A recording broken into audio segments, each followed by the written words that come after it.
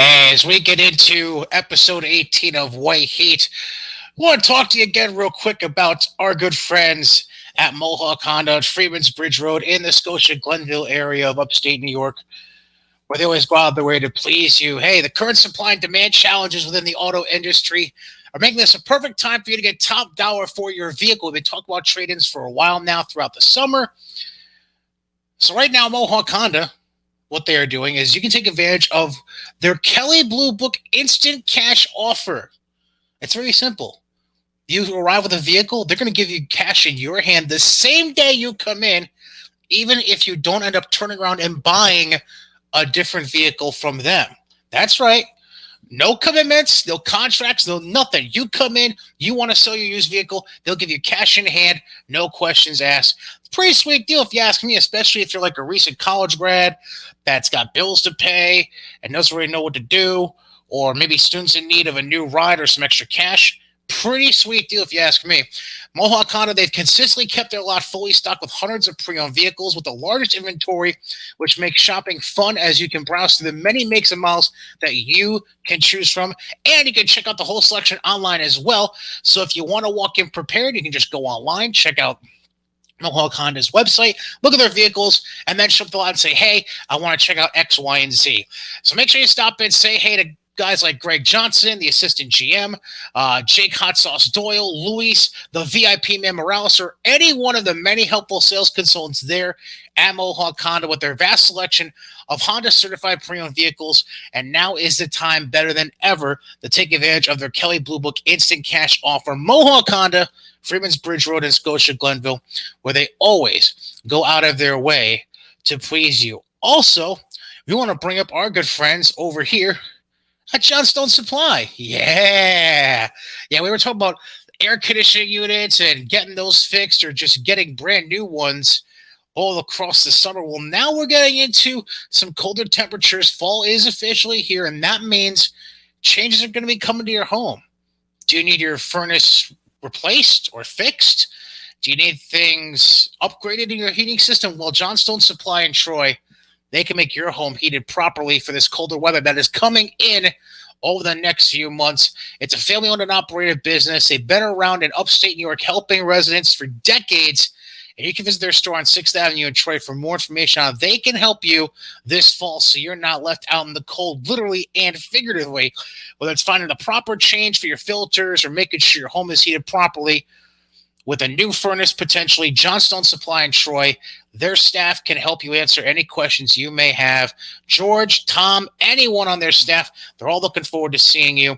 You can check them out on Facebook by searching Johnstone Supply Troy or give them a call at 518-272-5922. And make sure you stick around because we're going to tell you at the end of the show about a special giveaway that we got going on.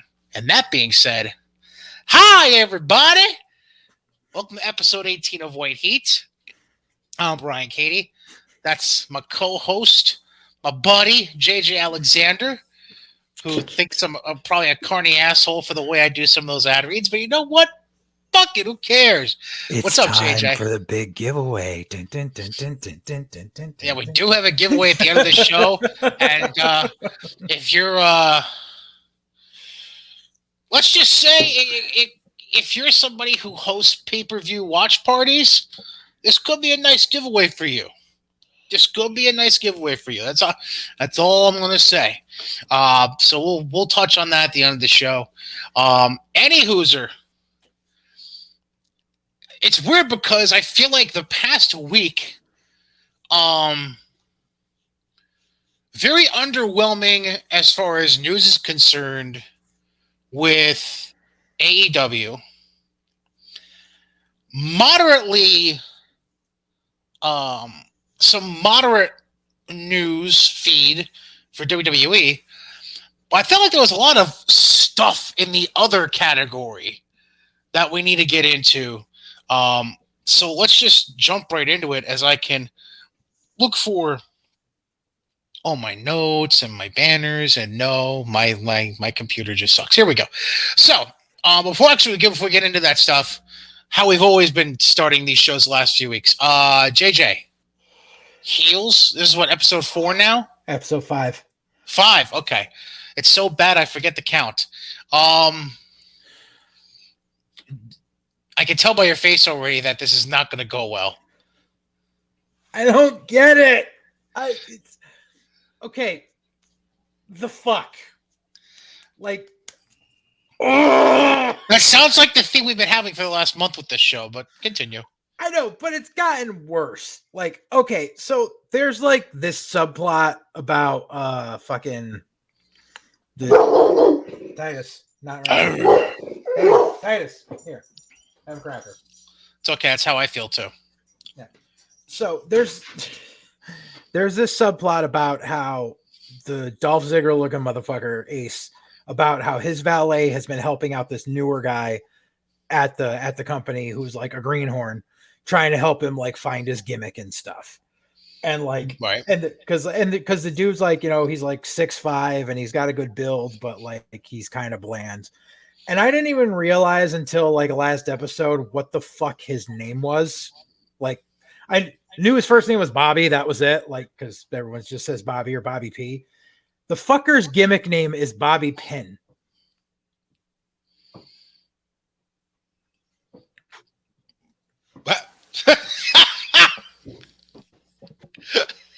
No,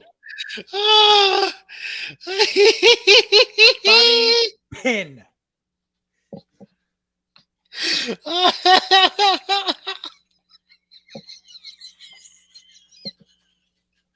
I'll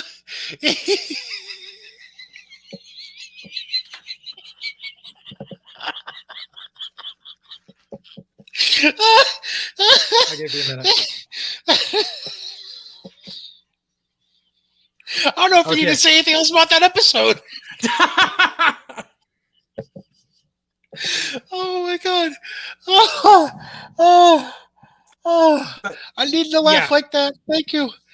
But yeah. So anyways, so the valet's been helping him out trying to figure out a gimmick and stuff. And it's been just they've been very friendly, but there's nothing going on there. She's just helping him out. And he's been like very like respectful and everything, because he's like, yes ma'am, no ma'am, but the thing is, like, this dude, like, he's supposed to be this greenhorn that came over from Texas, but like he doesn't know how to do moves, and he doesn't know what moves are called. And it's just like, dude, no indie is going to pick you up. Like, obviously, like, yeah, you need some experience, but no indie is going to pick you up if you're that fucking green. Like, in practice, they're like, okay, do a frog splash. And he's like, what's that? Like, let me do that headlock flippy over thing. You mean a suplex? Yeah, that thing. Yeah, exactly. So like, the whole thing is like, he's extremely inexperienced and everything. But so like what happens is she's helping him out. And then one day fucking Ace sees like them like hanging out together. So he automatically thinks that she's fucking him. So he gets all mad. So there's this like bartender chick at this local bar that he goes to that he was just like, oh, look, a new rat, and starts banging her. And so then fucking they get ready to do this. They get ready to do this whole spot, and they're actually going to let like the valet like cut a promo and stuff. And there's going to be this big cage match between Ace and Bobby, with the winner getting the fucking shot at the title in the steel cage, and Jason Amell is going to be the fucking guest referee for it. And the day of the show, fucking Ace shows up with this rat, and he's like, oh no, this is my new valet. That's nice. And the brother's okay with it. And I'm like, what kind of fucking Fox Vineyard J Busta bullshit is this? You can't just bring in any fucking skank off the fucking street and be like, this is my valet. If the bitch ain't trained, the bitch don't come in the back. I don't give a fuck. I hate fucking bullshit indies that do that shit. Anyways. I will not comment. I will not comment. I will not comment. I will not comment.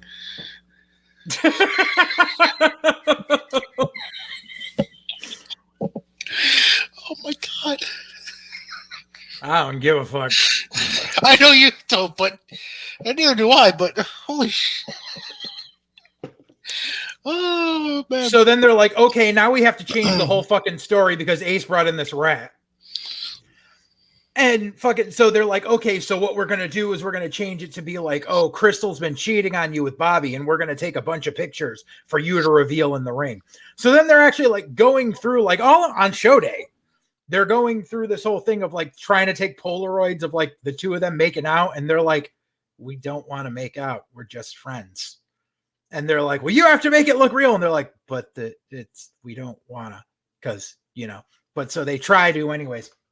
So then Ace is being a douche, all this shit. And then what happens is apparently they get a phone call from the people who run the South Georgia State Fair, and they're interested in having wrestling at the South Georgia State Fair. We want the wrestling. Exactly. So like, all right, so the show on Saturday, like we've really got to amp everything up and we got to be on our best behavior and do everything right because the people from the South Georgia State Fair are going to be there because this could be our big fucking ticket because they have a 10,000 seat arena during the fair. Which is nice. Wait. What fucking fair as a 10? Never mind. I'll shut up. Just go.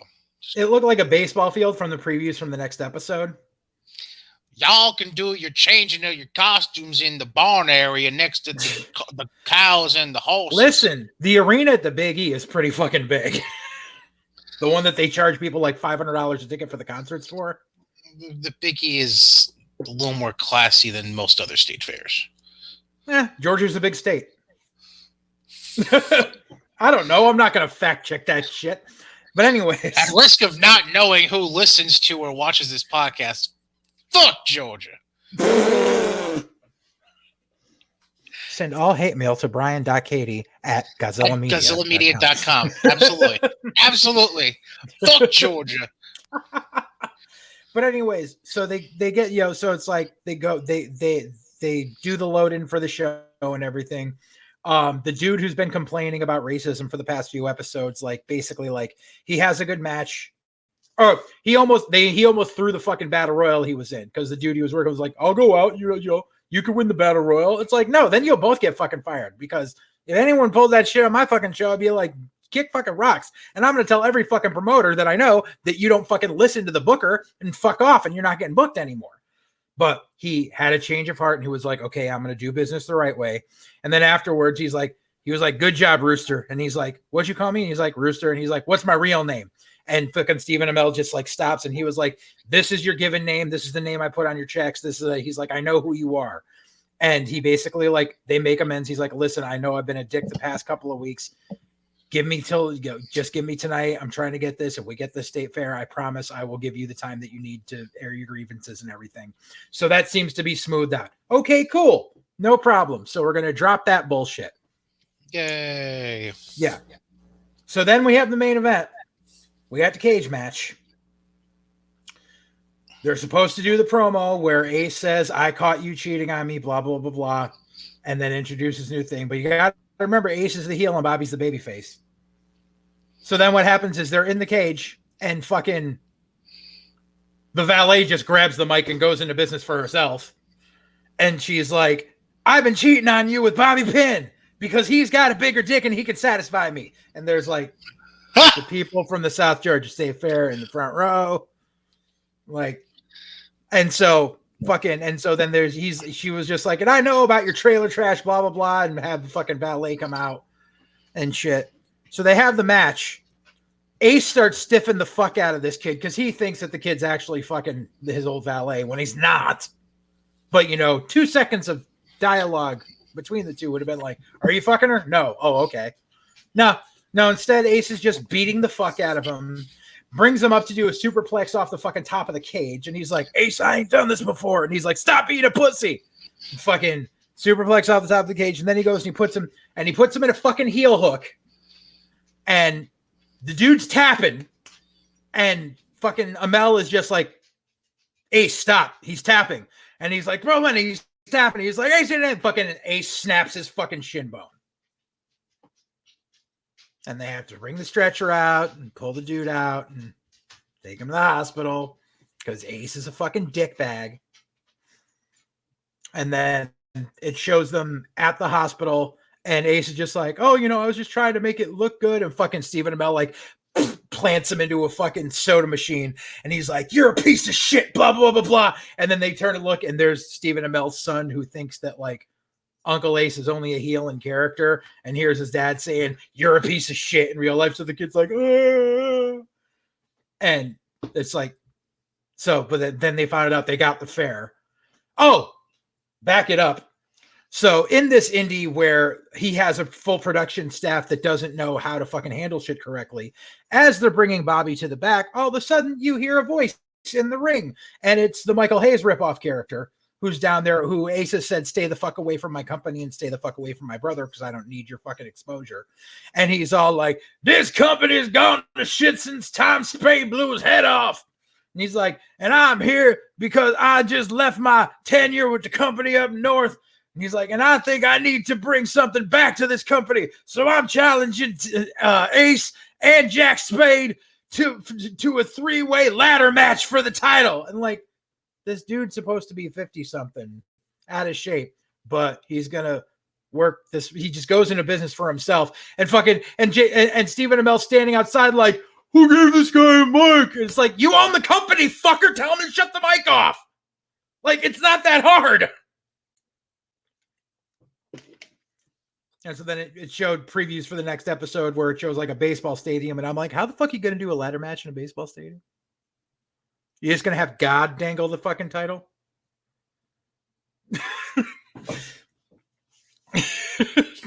And it shows the dude from the Indian Florida that we like to reference once every 3 episodes talking to Rooster and being like, "Come work for me." And I'm like, once again, if you are an indie wrestler, you are not contracted to one specific fucking indie. You work every fucking indie that you can take that's reputable, at least.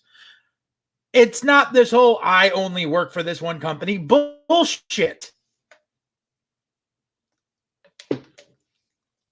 But it's just the shit with the "I've got a new valet," the shit with him going too far in the fucking cage, the shit with fucking Michael Hayes, and the shit with Bobby Pinn. Fucking ridiculous.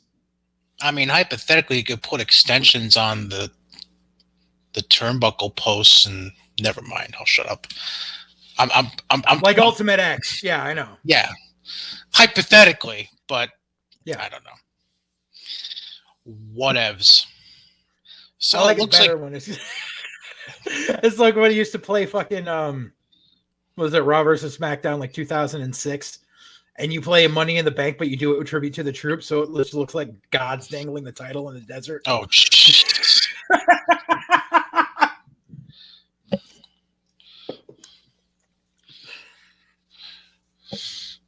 Against Shawn Michaels and his partner, God. Oh God, was that awful? That so I mean, that's the only thing I can think of it when you say shit like that. So yeah. Oh goodness. So we're gonna just touch on this real quick because it's a cool story. We're not all about just yelling and being angry on this show. So let's give credit where credit is due. Let's give a shout out to Al Snow real quick. So unless you've been living under a rock, here's what happened basically. Last week, basically hours after we had gone off the air from our most recent episode of White Heat, news came out of Florida how Al Snow saved the life of a child who was dragged into the Gulf of Mexico, and basically grabbed him before he got dragged into deeper water. So basically, a lifeguard was able to get to the pair and use a flotation device to help the boy back to shore. And it was an issue with riptide currents, and which is interesting because I can't remember if it was last episode or the episode before, where we were discussing Al being almost 60 and absolutely ripped to shreds. Yep. And then he goes and does this. Like, yep. He heard you. He was like, "Watch this, motherfucker." Yeah, pretty much. He's like, oh, that's what you think, Bri? Hold my beer. Hold my creatine shake. I'm going in. Yeah, right. Exactly. So no, it's just I like a feel good story once in a while. So seeing that did my heart like it made me feel all warm and fuzzy inside. So good on you, Al Snow. Are there any other experiences you've heard about, whether it be indie, national, whatever, that you can recall? Not necessarily of this level of saving a life, but like, just a feel good story of somebody doing something nice for a stranger that they didn't know. The only thing I could think of was like, what was it like? Oh, it must have been like 10 years ago now. When like Ahmed Johnson like tackled a fucking shoplifter in Walmart who's trying to like get away with like a TV and stereo equipment and shit. Right. Yeah. And I want to say, I could be wrong. Wasn't there somebody in the business that like saw a car accident and pulled somebody out before the vehicle caught fire or something like that? Sammy Callahan. That was Sammy. Okay. Mm-hmm. I knew it wasn't somebody in WWE. Oh, I think he might have been. He was in NXT. He was in NXT at the time. Yeah. Okay. Yeah, I knew it wasn't somebody on the big show necessarily, but I felt like it was somebody. Okay. Yeah. Okay. He was a hero while in NXT, and they still fucking let him go. Right. Go figure. Go figure. I mean, shit happens. Okay. So, give me 2 seconds here. So there's a couple of things I want to discuss about a company we don't talk about a lot. Okay. So let's just get right into it. Let's discuss, excuse me. This is what I get for not being completely ready. Here we go. Ring of Honor. Let's talk about Ring of Honor a little bit because over since our last show, they came out and had Death Before Dishonor. Yep. Which is one of their regular shows, one of the regular specialty shows, pay-per-view type shows every year. Death Before Dishonor 18. Yep. Holy shit, 18 years. They had it in Philadelphia over the weekend. Mm-hmm. And a couple of things that popped out to me. Number one,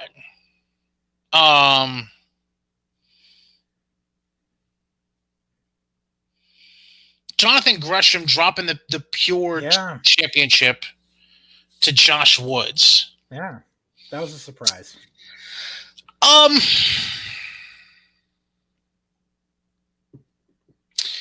I remember Josh when he first came into ROH, and I'll be honest, I haven't watched a whole lot of ROH TV in the last 6 to 8 months, so I don't know if anything's really changed. But as far as the skill set he had, this division made sense for him. Let's just put it out there.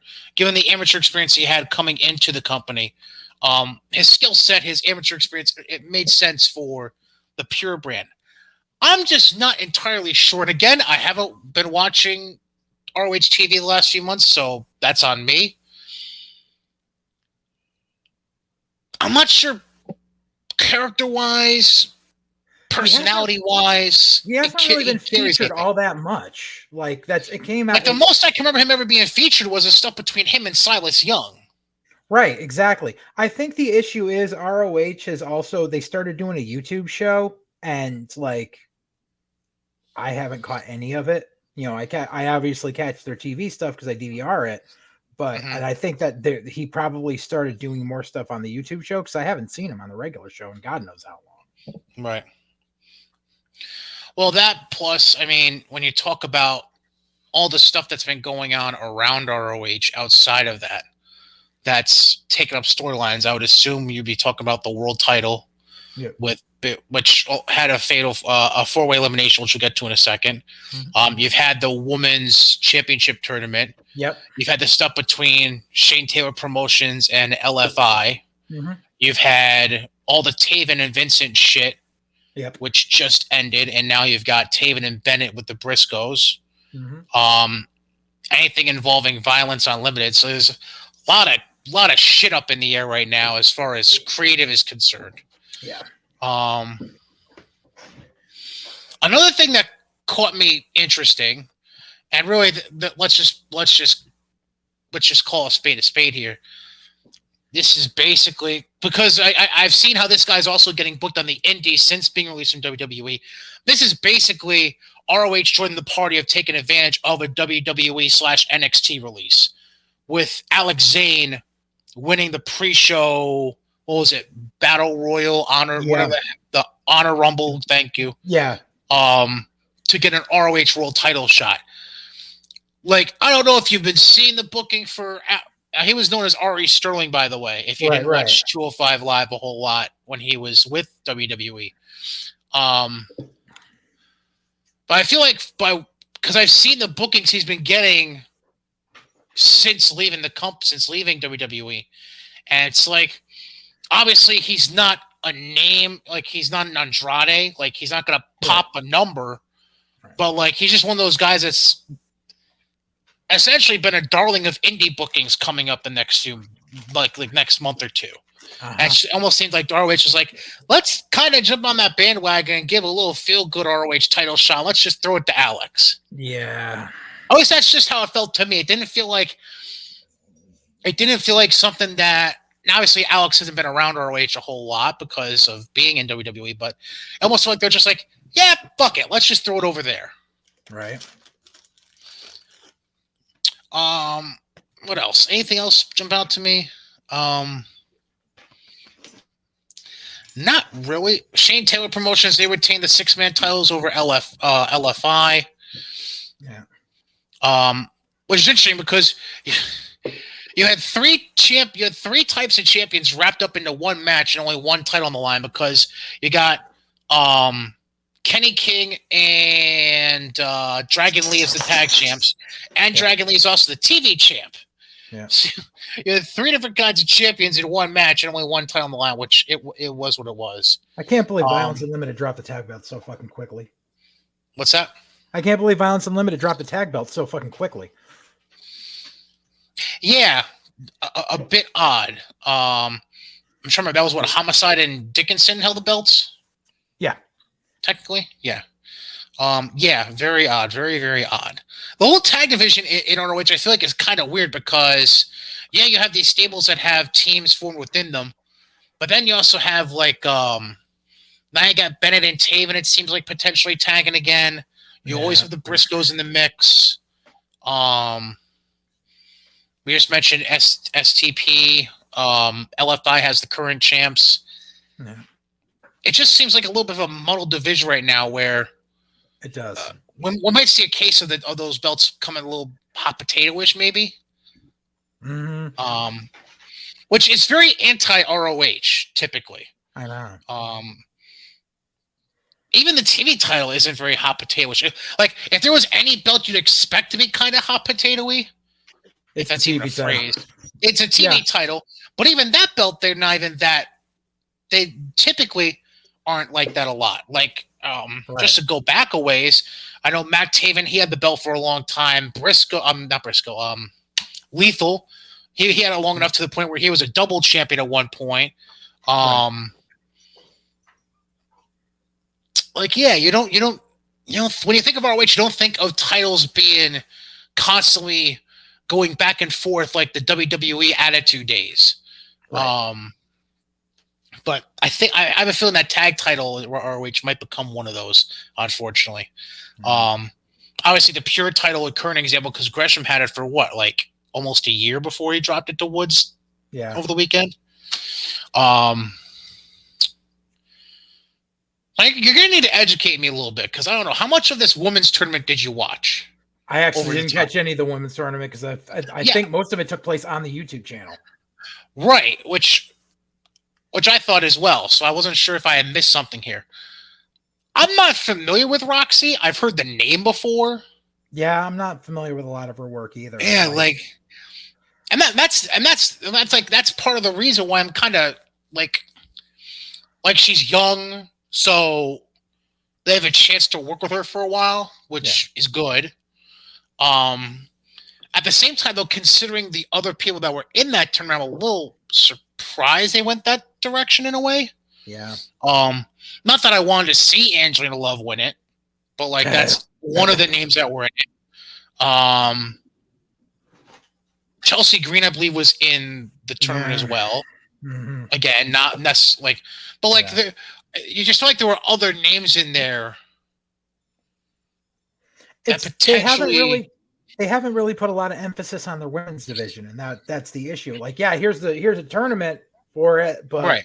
we're not going to really the only women's match I remember seeing on ROH TV in the past few months is fucking Quinn McKay having a match with I think it was Angelina Love, It and was it was probably just Angelina Love or Mandy Leone, yeah.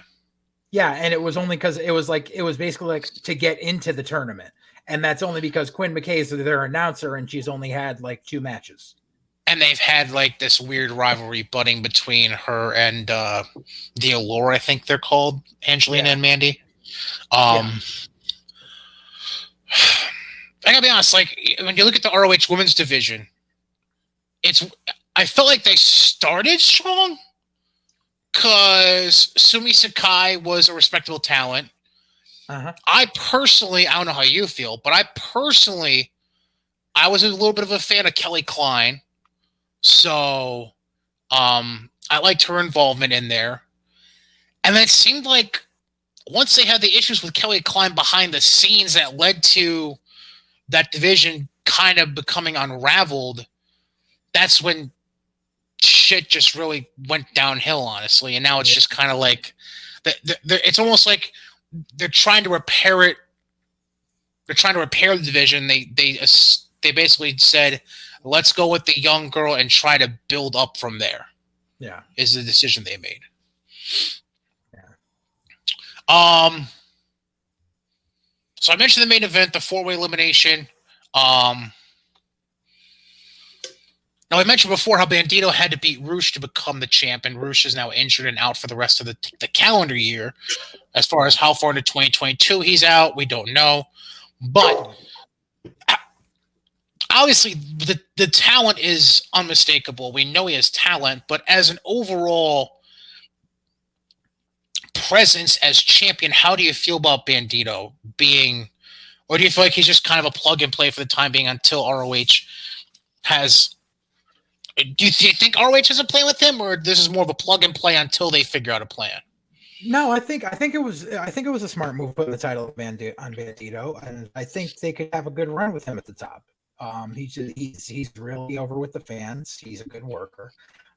It's just a matter of their whole thing of running shows, because as it is, apparently they decided to nix having any more live shows for the rest of the year again. So they hit the same wall they had before with the empty studio stuff. Right. It's hard to watch. Mm-hmm. But I mean, it's the times we live in. Which I want to say, I didn't intend this to take, because you just mentioned the empty studio thing. Isn't that something that AEW just did? They did a bunch of like studio recordings for Dark and Elevation. They moved Dark and Elevation to Universal. They don't do those as pre-tapes. They don't do those as tapings before Dynamite anymore. It's on a soundstage now, right? Yeah. Looks like WCW Worldwide. Which is interesting, because I feel like that's kind of what we were inferring was not necessarily the best option, but because like we broke it down not too long ago, because we were talking about how you have 2 hours of TV Wednesday, 1 hour of TV Fridays, which will be 2 hours next week because they're doing the New York City specials. Yeah. But then you also are trying to, basically they were trying to do the WWE model of things, where they did all their YouTube tapings before their live shows. Right. Well, the way they work, because I know someone that was at the South Carolina show, is they were taping Dark before Dynamite and Dark Elevation after Dynamite. Which so people would be there until like 1:30 in the fucking morning. Right. Which is no bueno. Obviously, you're not going to have the same energy. But like here's the thing. Um, I feel like the reason we knew, no matter what they were doing, as long as they kept dark and dark elevation on the road in front of live crowds, however they formatted it during either Dynamite arena shows or Rampage arena shows, I felt like I was never going to work because, and this is a continuous problem we both discussed, regardless of my support for AEW. It's a problem I'm willing to admit. A lot of it's the same style of shit. And you can only do so much of the same style of shit until you kill your crowd. Yep. So for me, this is a smart move for them. Because even if you do have like a small crowd at this soundstage, it's not like you're trying to accomplish a whole lot. Like, to me, like dark and dark elevation were great for COVID because you weren't trying to pop a crowd. You were in there to get your work in and whatever, and you know, learn whatever you're trying to learn in the midst of it. I just feel like now that they're back to going to arenas, it's tough because, again, they're trying to do that WWE model, trying to record during those bookings, and it's just not going to work. Nope. By the way, I found the bracket from that women's championship tournament. Let me just run through real quick what it looked like. It was bracketed as a 16-person tournament, and it had a few names I totally forgot about, so I'll mention them in a second. But it only had 15 women because Angelina Love got a bye. Well, isn't that fucking lovely? Mrs. Edwards got a bye. Good for her.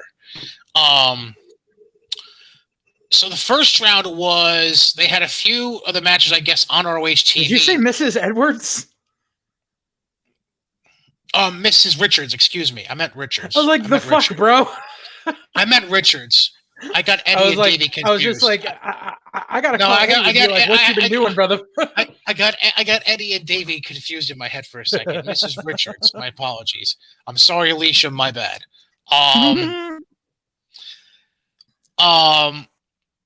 So they had the first round matches between ROH TV and their women's division Wednesday streams that you were talking about.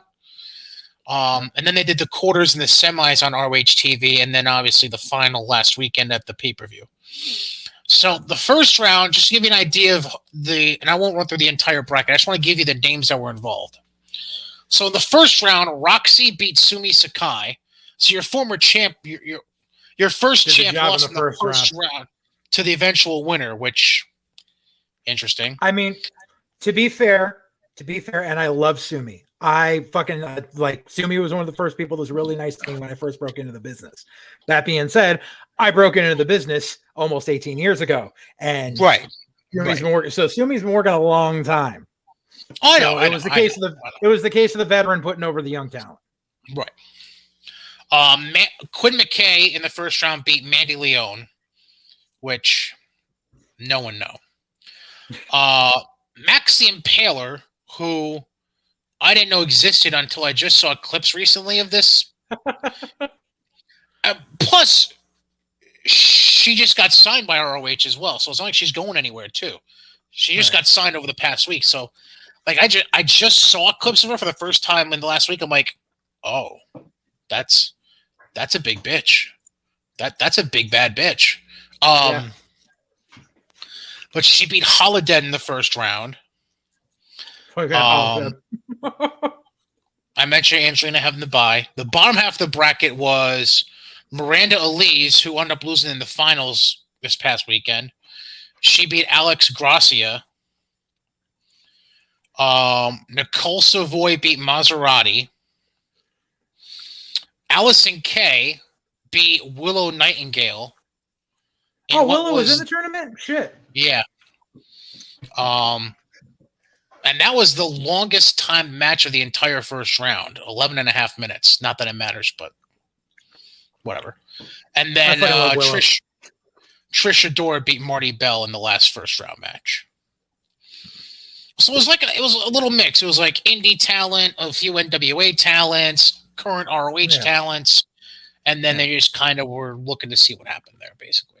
Yeah, it's gonna be a bit of a rebuilding period, especially since because ROH used to be like Shimmer just used to be like the sister promotion of ROH as far as women's stuff, and they would just promote Shimmer stuff. Correct. But now Shimmer's working with MLW,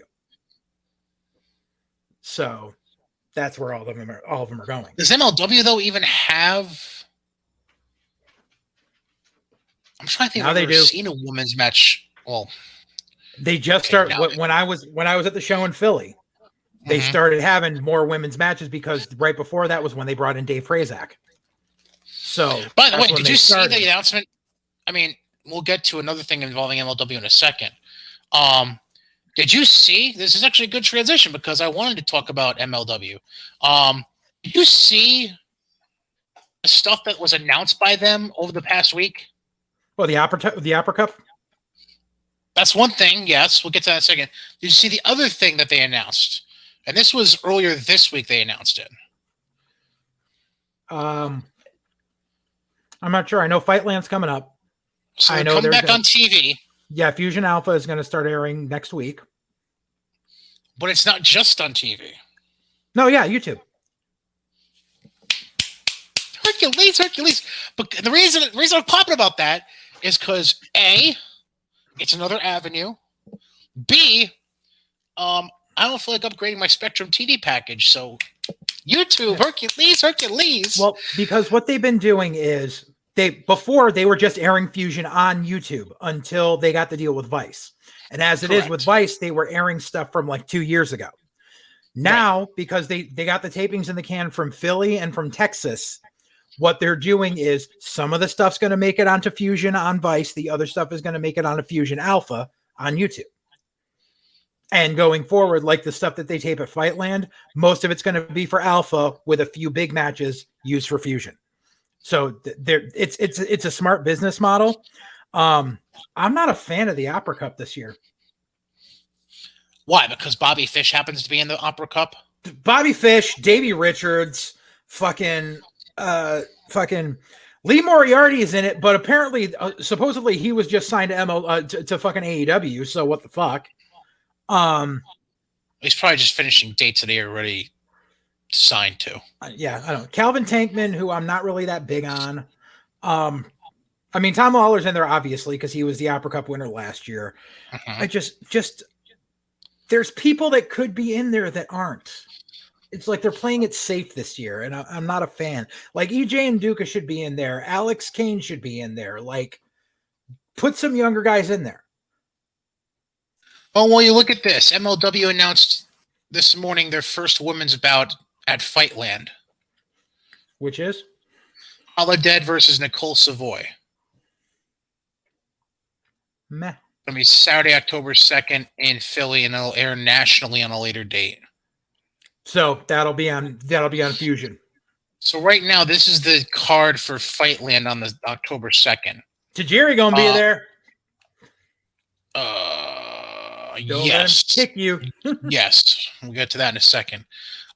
So the main event is going to be the title for title match with Jacob Fatu and Alex Hammerstone. I want to be there for that, but I can't. The 4-way for the World Middleweight Championship, Myron Reed defending against Tajiri. Aramis, I believe this is, and Aramis and Ares. Aramis and Ares had the fucking most amazing lucha match at the last fucking show. So with Tajiri leading them in that fucking 4-way, that's gonna be fucking gold. Oh, great! It's gonna feel like Tajiri, Little Guido, and Super Crazy is what you're saying? Yes. Now you got me wondering. And Myron Reed's good too. Savoy and Holodead, and then they're also going to have the Opera Cup opening and semifinal rounds during that card. Yeah. And other talents scheduled: Contra Unit, Richard All Richard 85 of Holiday, them. right? Richard Holiday, King Muertes. Why would you? This is weird. Wow. When you're talking about your talents that are going to be there, what's the point of touting your backstage interviewer as one of those talents? Depends. Who is it? Alicia, a tout?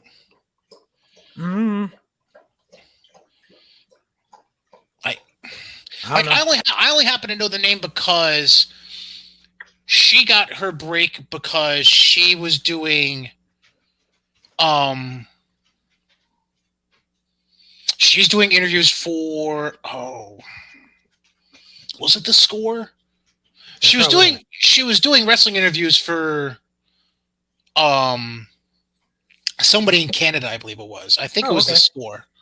And then she's just suddenly kind of worked her way into being like an interviewer with MLW. I don't know. It's just weird because usually when you look at the bottom of a card and they show other talents scheduled to appear, you don't usually ever see like ring announcers or interviewers. Sean Mooney. Right. Also scheduled to appear, Howard Finkel. Like, what the fuck? Yeah, no shit. I don't know. I just thought that was really weird seeing that in the press release that's here on PW Insider. Really, that's fucking weird. Eddie Hooser. Yeah, that's I think that covered all the ROH. Oh, there was another ROH thing I wanted to bring up real quick. PCO contract ends in at the end of November. Says he's not returning, and he well, you don't know the other half of it because this he's probably finally hanging it up.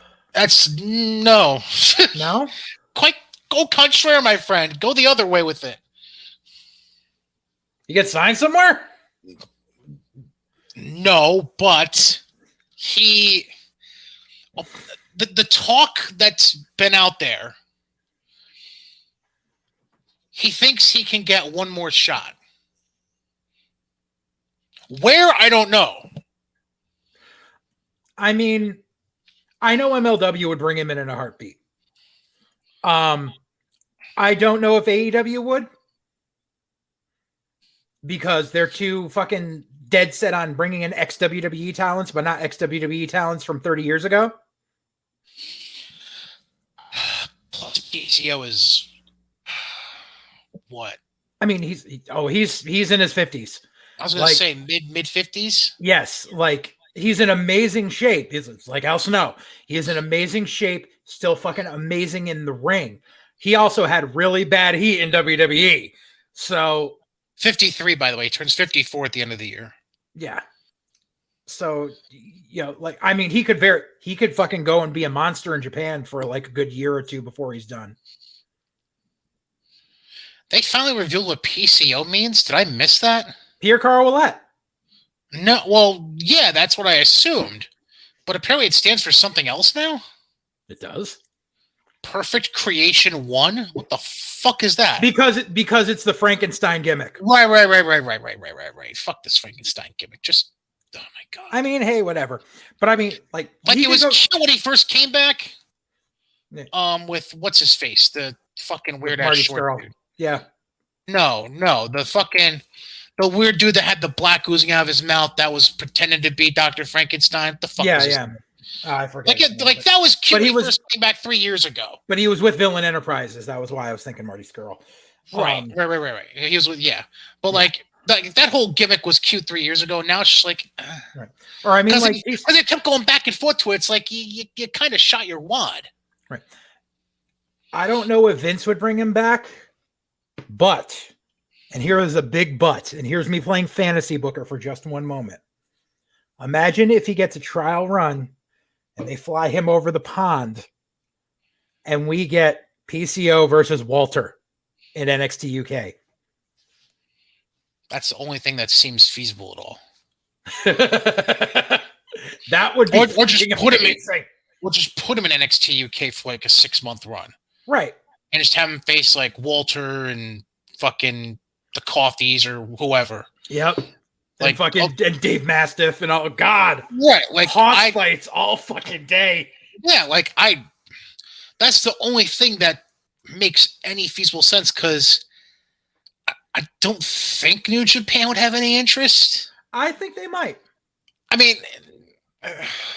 listen, New Japan's got quite a few guys that are in their mid-50s on their fucking roster. But I would say not as much as, say, 3 years ago when he was actually a hot commodity. Like I would say, the fire was burning brighter for him 3 years ago than it is now. Right, but also you got to figure COVID happened. So the fire kind of extinguished a little bit. But I think that they could, if they did the right marketing with him in Japan, he'd be fucking, that he could be another Vader over there. And like, just imagine him and Minoru Suzuki. Fuck yes. You know what? You remind me of something. Because I want to talk about New Japan Pro Wrestling, but we're going to table that for a second here. Okay. So I want to make sure I got this straight. Again, I have been gradually opening my arms to embrace AEW. I'm sorry. But you mean to tell me that because they fucked up their TV timing... It wasn't a thing! I just work with me here. It wasn't a real thing! I know, but work with me here. They're trying to make chicken salad out of chicken shit that never was chicken shit is what it sounds like. Yes. So they plan to cut off Suzuki's theme short to have Mox come out like he usually does. Mox, we don't know if this was hard way, planned, whatever, but whatever. Minoru gets fucked up with his eye. Mox goes over in Cincy. Now we have the Suzuki Goon suddenly slowly invading AEW with Murder Hawk, Lance Hoyt, Lance Archer, who was already there. Sorry, I didn't mean to call you Lance Hoyt. That's 12 years ago. They got Archer and Suzuki reuniting for a little Suzuki Goon reunion. Now they're going to fight Eddie and Mox in New York, and we created an angle for no fucking reason out of somebody's theme music being cut off. Like, the fuck are we doing here? I'll tell you exactly what's going on. Oh, please get to it. It's AEW and Tony Khan's stupid ass catering to the fucking internet once again. Because what happens? Let's not pay attention to the sponsors and to our overall numbers. Let's pay attention to what Twitter says during our fucking show. Right. And because a bunch of motherfuckers look, they cut off Kaze Ninare. Fuck off. If you haven't learned by now that AEW doesn't know how to structure a show, and that's why they're always cutting to picture in picture at random ass times, fucking deal with it. But no, so they're like, you know something? Everyone's complaining about it. Let's turn this into an angle. Like, that's the dumbest shit ever. Like, I guarantee the original bit was just supposed to be Suzuki lost in Cincinnati. So now he wants a rematch and Archer wants to help him. And so they were going to send up from New York. But they had to add in this little bit because Twitter was fucking bitching. And that's the dumbest shit. I don't know. It just makes my brain fucking hurt. That's all I know. And how Mox or fucking Eddie Kingston has not fucking jumped on the thing of calling them the Suzuki Goons once is just money left on the table.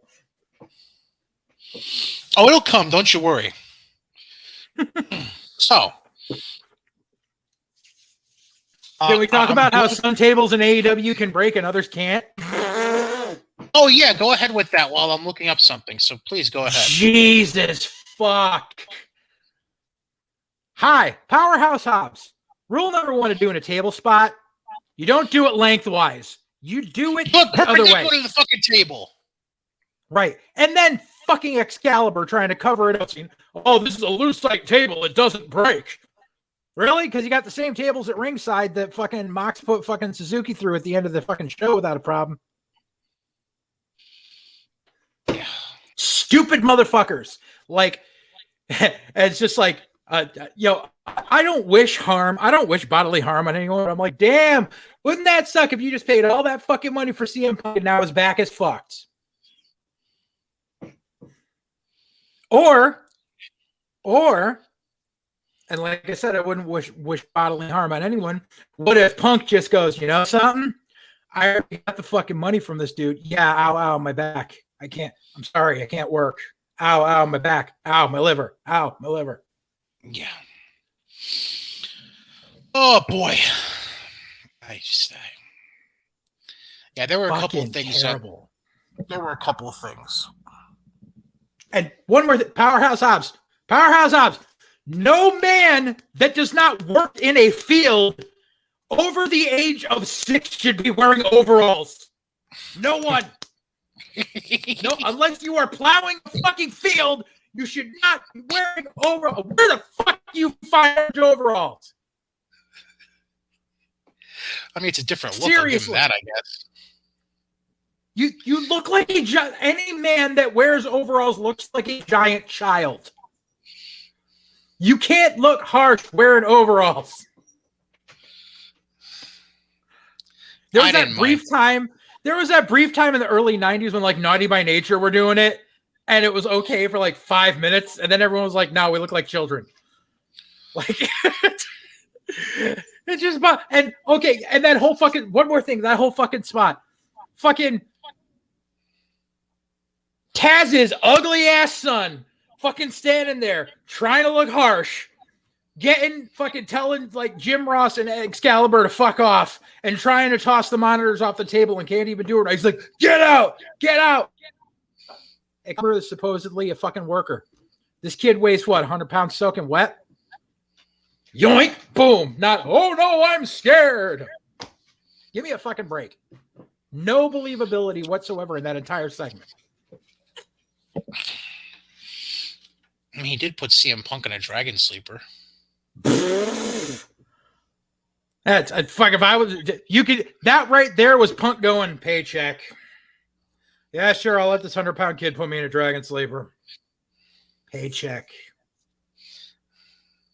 Like, oh, and look, we're gonna hot shot fucking Danielson and Omega for ratings. Yeah, you know who used to do shit like that for ratings? WCW. Right there.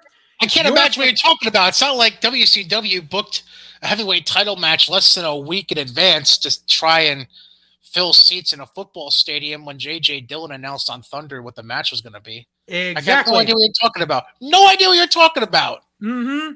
But this is different because it's a non-title match. I have no idea what you're talking about. Yeah, no idea whatsoever. No, not at all. All right. Plus, go ahead. Go ahead. They're taping Dynamite and Rampage back to back in the same night. So it's going to be 4 hours long. So people aren't going to get out of that stadium until 1 o'clock in the morning. Oh, so Friday's show isn't even going to be live. No, it's going to be pre-taped. They're not doing 2 shows at Arthur Ashe. They're only doing 1. I forgot about that. So, and that's what they've been doing. They've been taping Dynamite and Rampage at the same time. So, here's a little tip for anyone going to that fucking show. It's in Queens. There's another company used to run in Queens a lot. USA Pro. They used to have shows that went until like 2 in the fucking morning because they had like 8 student shows on it, 8 student matches on it because like they were the ticket sellers. Mm-hmm. Just letting you know, plan on your car being up on blocks when you walk outside. That's nice. That fucking fair warning. There are so many people I knew that used to go to the old Fat Frank shows who would come out and their car would be broken into, their fucking wheels would be gone. Fucking, it's Queens. Your shit's gonna get stripped. Do not leave any valuables in your car. Do not leave any like fucking. Don't take anything of value out of your car before you leave. Keep any cash or anything on you. Don't put anything in the trunk. They will pop your fucking trunk.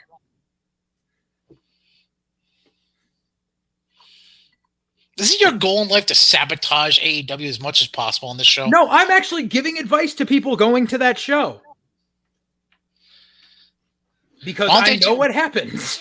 Why don't they just talk to the people who went to the U.S. Open a few weeks ago and see what they think? U.S. Open happened during the day. Not Didn't all. End at 1:00 in the fucking morning. There were some matches that ended late enough. There's a difference. Trust me. Okay. Anyways, the cops patrol it for the fucking tennis. All right, let's go make the flight across the western pond, not our pond, the other pond. It's a long ass flight if we did a direct. Holy shit. New Japan Pro Wrestling. So, for those of you who don't know, you've been living under a rock. G1 Climax 31 starts this weekend. Actually, it's probably starting as we're recording this on Friday afternoon, September 17th. Probably starting within the next 12 hours over there. So 20 competitors, A block, and B block. So let me just run through quick what we're looking at for this G1 Climax. The A block includes the following. Kota Ibushi. Wow, holy shit. Kota Ibushi, there we go. The two-time winner from the last 2 years, 2019, 2020. Current heavyweight champion Shingo Takagi. Naito. Zack Sabre Jr. Great Okan, who is first time. Oh, this guy. Oh, that's fucking weird. Wow. I just saw a picture of him. Sorry. Toru Yano, Ishii, Kenta, Tonga Loa. Interesting. I thought wasn't he in? They're saying it's his debut appearance. Wasn't he in it though a few years ago? No, Tama Tonga was. Right. Okay. And Takahashi is also in the A block as well. B block, we're looking at Tanahashi, the current U.S. champ and former 3-time winner. Okada, also a former 2-time winner. Hiroki Goto won it back in 2008, I believe. Yoshihashi, Sonata, Taichi, Jeff Cobb, Evil, Tama Tonga, there we go. And Chase Owens. Talk about throwing somebody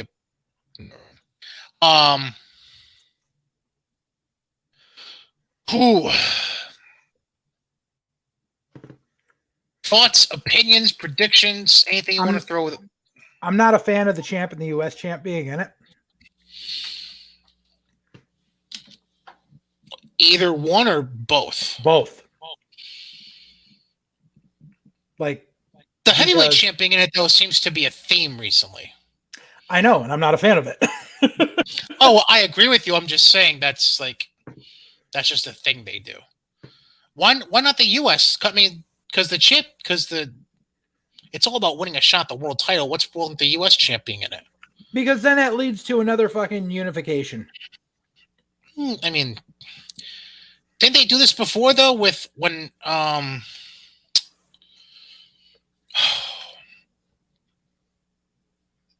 let me think. With Tanahashi and Okada, yeah. Where they unified the heavyweight and the Intercontinental. Right. No, but I think wasn't oh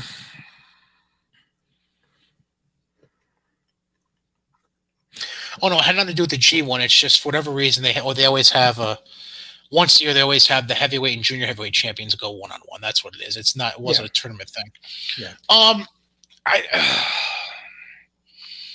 I don't think you would. I mean, given how the U.S. title has been booked the last 2 years, I mean, yeah, you could, but I don't think they would. Yeah, I don't think you're even gonna get that scenario, anyways. Yeah, and I don't see.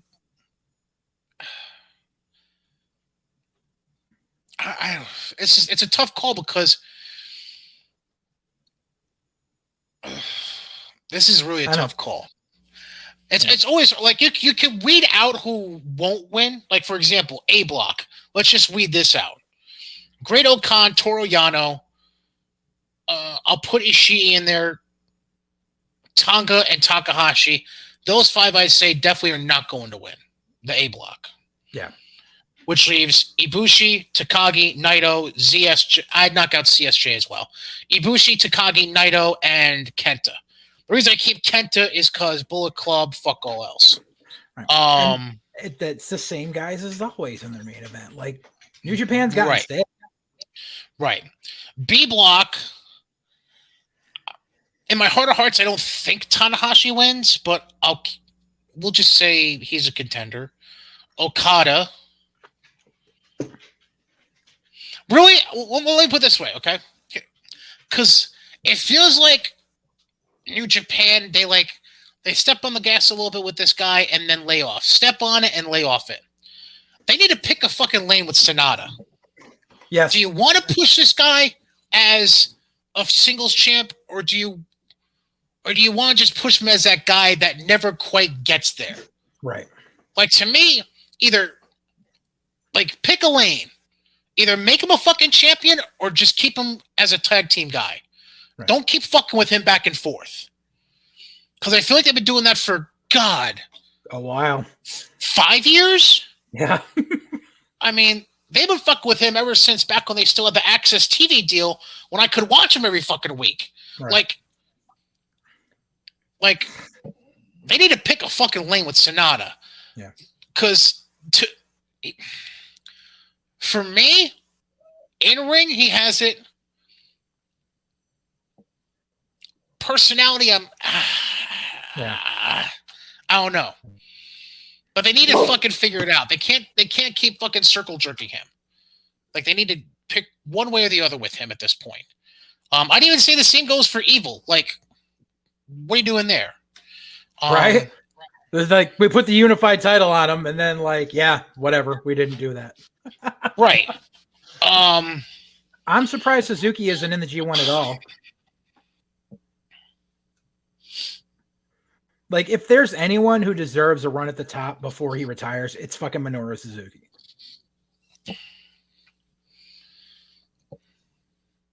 Has he ever been? Not that I know of. I'm going to look this up. I'm going to throw a name out there, and I just want to see. I'm not talking about winning the tournament, but I want to know what you think of it. Yeah. Jeff Cobb. Cobb's a dark horse. I think with the amount of time he's put in there, they should do something with him, because otherwise he's wasting his time. I would rather see him fucking over in MLW playing fucking Matanza Cueto. So I am looking through title history, the IWGP Championship. Dates back to 1987 with Antonio Inoki. What's wrong with what I just said? There's a YouTube video where that came out like a year or so ago. I think it was Cultaholic, where they ranked all of the IWGP champions, and every time they reference fucking Inoki, they have this still of him from his WWE Hall of Fame acceptance speech of him like, and they make it shake. So they're like, blah, blah, blah, Inoki, and it just makes me laugh. I'm sorry. Fujinami, wasn't he just put in the Hall of Fame last couple of years? I think so. I think Flair inducted him, didn't he? Anyways, I'm pretty sure Flair put him in. Vader, Muda, Hashimoto. A lot of Fujinami in here. Jesus Christ. Mm-hmm. Sasaki. I don't remember that. Yeah. Chono. Scott Norton got 103 days as the champ. That's fine. Yep. Oh, he had two runs. 103 days and 23 days. That's whatever. Fucking whatever. I'm not seeing any. Damn. Get the fuck out of here. Bob Sapp was the champion at one point. Get the fuck out of here. Man, that was a sad time in 2004. God damn. Yeah, I don't see any Minoru Suzuki on this list. Damn. Shinsuke, Makabe, You know what's Tanahashi, easier? If you actually just Wikipedia Minoru Suzuki and click on Suzuki. Yeah, championships and accomplishments, I'm well aware. I know. I don't see. He's not on here at he all. was I already see it. Intercontinental, Tag, Openweight, and G1 Tag League. That was it. It's pretty fucking sad. Exactly. So if anyone deserves a run before he retires, it's him.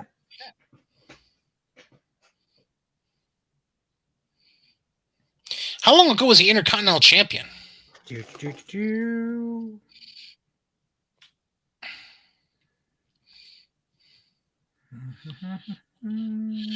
All right, pop quiz. Who was the first ever Intercontinental Champion, by the way? MVP. Wow, look at you. Look at the big brain on JJ. Suzuki, he beat Tanahashi January Oh, right. 2018. 2018. That's right. That's right. That's right. I forgot about that. Yep. Oh, Elgin held the belt at one point? Jesus. How about that? I think right around the time I actually started watching was around the time Elgin. How about that? Yeah, it sounds like right around the time I started watching New Japan. Like it was 2016, so yeah, that sounds about right. Man, if I had to really go out on a limb, not out on a limb, but if I had to really make picks here, and I just don't see them having Takagi or Tanahashi go to the final. I feel like it's going to be fucking Ibushi and Okada all over again. Yeah, I mean, I'd say Naito maybe as an outside shot.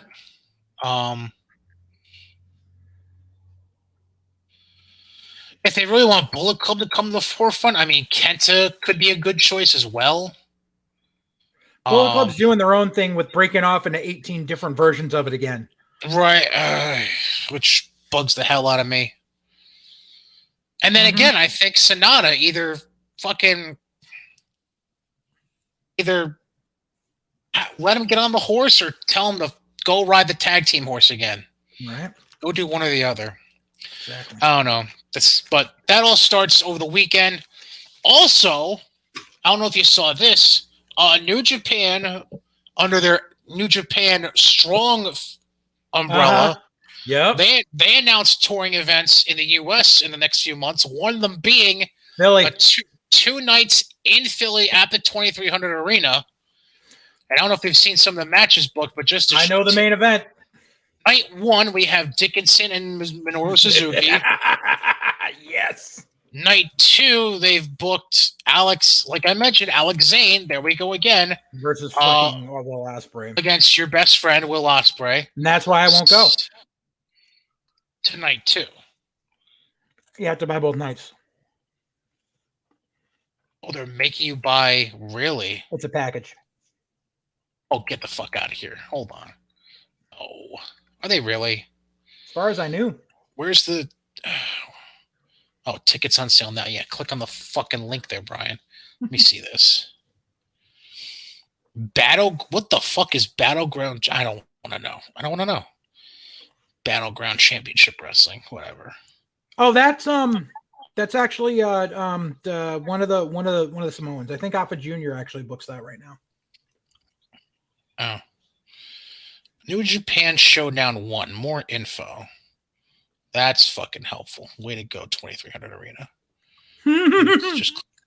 I'll click on buy ticks for the first night and see what happens here. Hang on.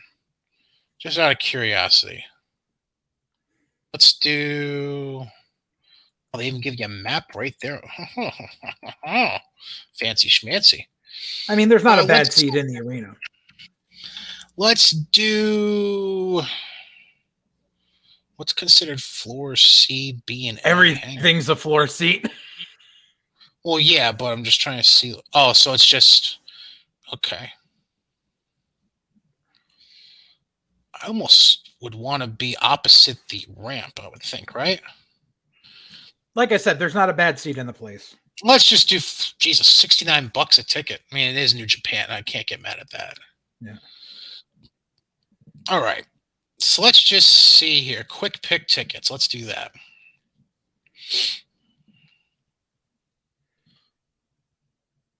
I mean, it's letting me look at.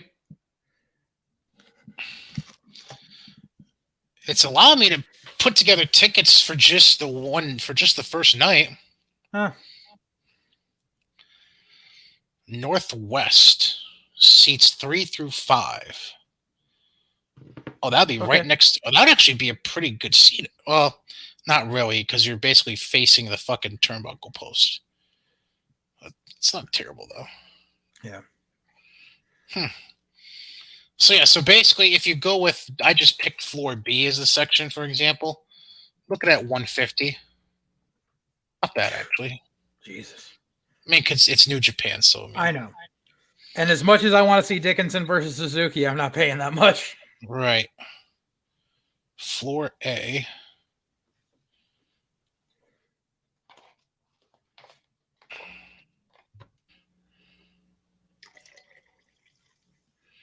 Yes. But yeah, but they're fucking Will Ospreay's the reason I canceled my fucking NJPW subscription. Like, as long as he's on their fucking shit, I'm not paying for it. Understood. And we've gone through why, so I'm not even gonna push on that. But yeah, I mean that'll be great to go to. I'm trying to think of what else. Cause I think they scheduled like a Dallas show, I want to say. Probably. I'm trying to remember where else. Let me try to pull up this schedule here. Yeah, because the strong shows, they usually do smaller venues. Because that's the other thing with the strong shows is you're going to get a lot of young boys matches, like a lot of students. Which I'm okay with that.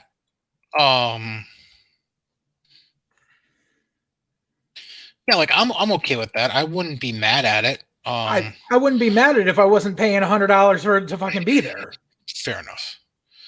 All right, so they actually have a show coming up this weekend in Long Beach. Mm-hmm. Then they're taping Strong next week. Yeah, they're in Garland, Texas next weekend. Then they're in Philly the middle of October. What else? See if there's any other U.S. shows booked here. Now we're going into November. I want to say I saw a November. Oh yeah, November they're in San Jose. And then they're doing a New Japan Strong taping in Riverside, California. Yeah. All right. We've been delaying this long enough. Let's just get into it. Because we got some shit to talk about with WWE. We got some shit to talk about.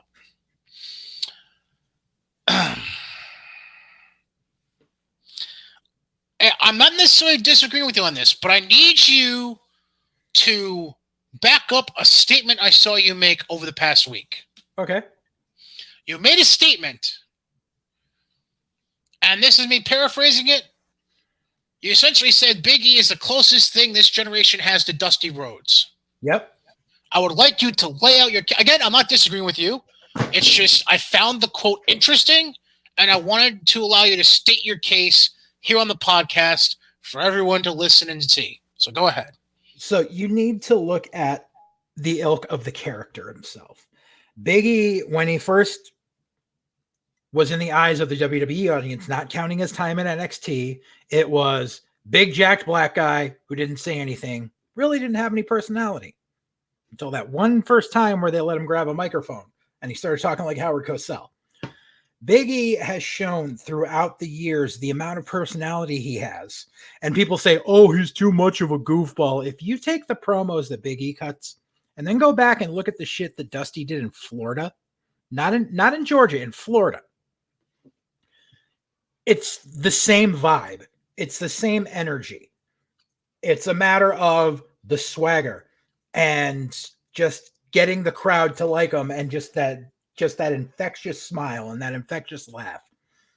And even, like if you want to compare his stuff in NWA with Flair and the Horsemen, where he got a little more serious and the whole son of a plumber bit and everything. Biggie is someone that relates to people. If you watch his 24 on the Peacock, I want to say on the network, on the Peacock, and see all the shit that he went through in his life about how he was going to be a college football star and got fucked. Like, he has gone through a lot in his life, and he is the common man. He's not just this kid that was this great physical specimen and got everything handed to him. He was a great physical specimen that had to keep overcoming shit. And people love him. Like, as much as the internet wants to bitch, people fucking love Big E. And the fact that the whole run of the New Day has shown that the three of them, especially, like, you will not find a more cohesive unit than the three of them. Both just not, I'm not talking ring wise, I'm talking in life. The bond of friendship that they all have, and the fact that each of them elevates the other person to success. And he's there. You can't help but smile when you see him come out. And he's still got some longevity to him. Like, wins his first title, I guarantee he's got at least another decade left in him. At least. And the amount of energy that he has, you're going to see a lot from him. I don't think he's pulled everything out of his trunk yet. And so, yeah, he reminds me of Dusty. Like, you see him, you feel that energy, you put your hand to the screen. He's Dusty. I want your hand touching my hand. Exactly. Oh, man. Wow. You really pulled out that line of the promo. Okay. Sorry.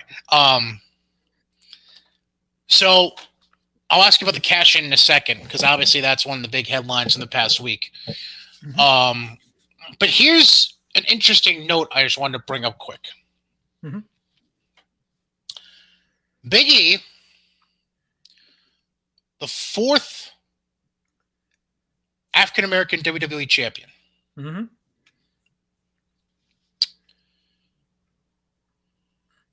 This is the first time that it went from a black man to a black man. Yep.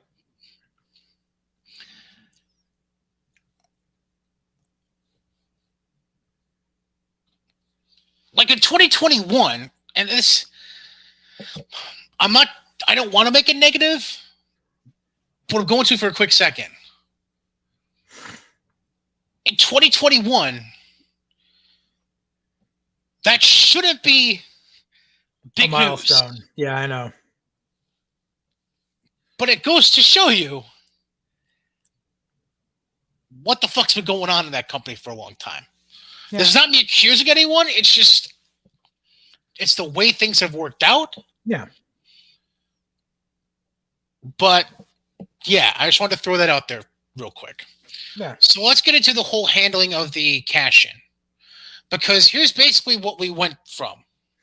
We went from E winning the case to Baron Corbin fuck with him for a few weeks about the case and stealing it, and then him winning it back in the pre-show of SummerSlam, to Big E being his goofy-ass self backstage teasing Paul Heyman with the briefcase for a few weeks. Right. Including last week on SmackDown when all this shit was going down with Roman and Brock and eventually Finn at the end of the show, which we'll get to in a little bit. Yeah. To then all of a sudden, on Monday morning, I wake up to tweets about Big E saying, I'm coming Raw tonight. I'm going to cash this bitch in. Scale of 1 to 10 between the planning, the presentation, and execution. That being like how the categories used to scale the grading. Scale of 1 to 10, how do you think this was done by WWE? I think it was solid 7. I think the night of execution was very good. Yeah.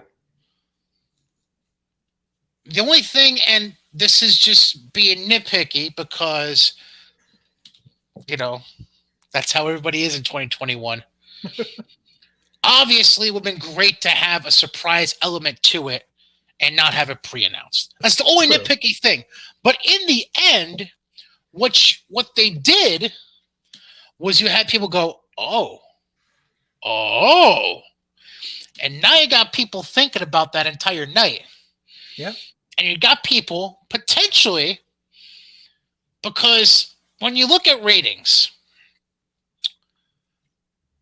there's different statistics you can take out of the ratings. You're getting ratings for the overall show, ratings based on demographics, both age. I don't think they can do race, but at least with age. Yeah. The house, like, breakdown of households in each TV market.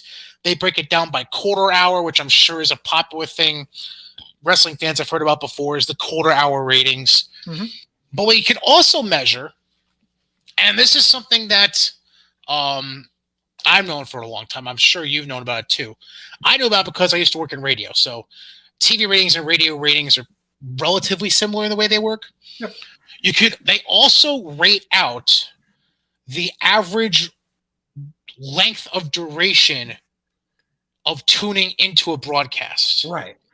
So essentially what WWE did by doing this morning of is, and again, I don't know the numbers, I don't have them in front of me, but they basically were saying, okay, let's tease this. Let's set up the opening segment to be Randy, E, and Bobby. Yep. And now make people stick around to see if it really happens and when it really happens. Right.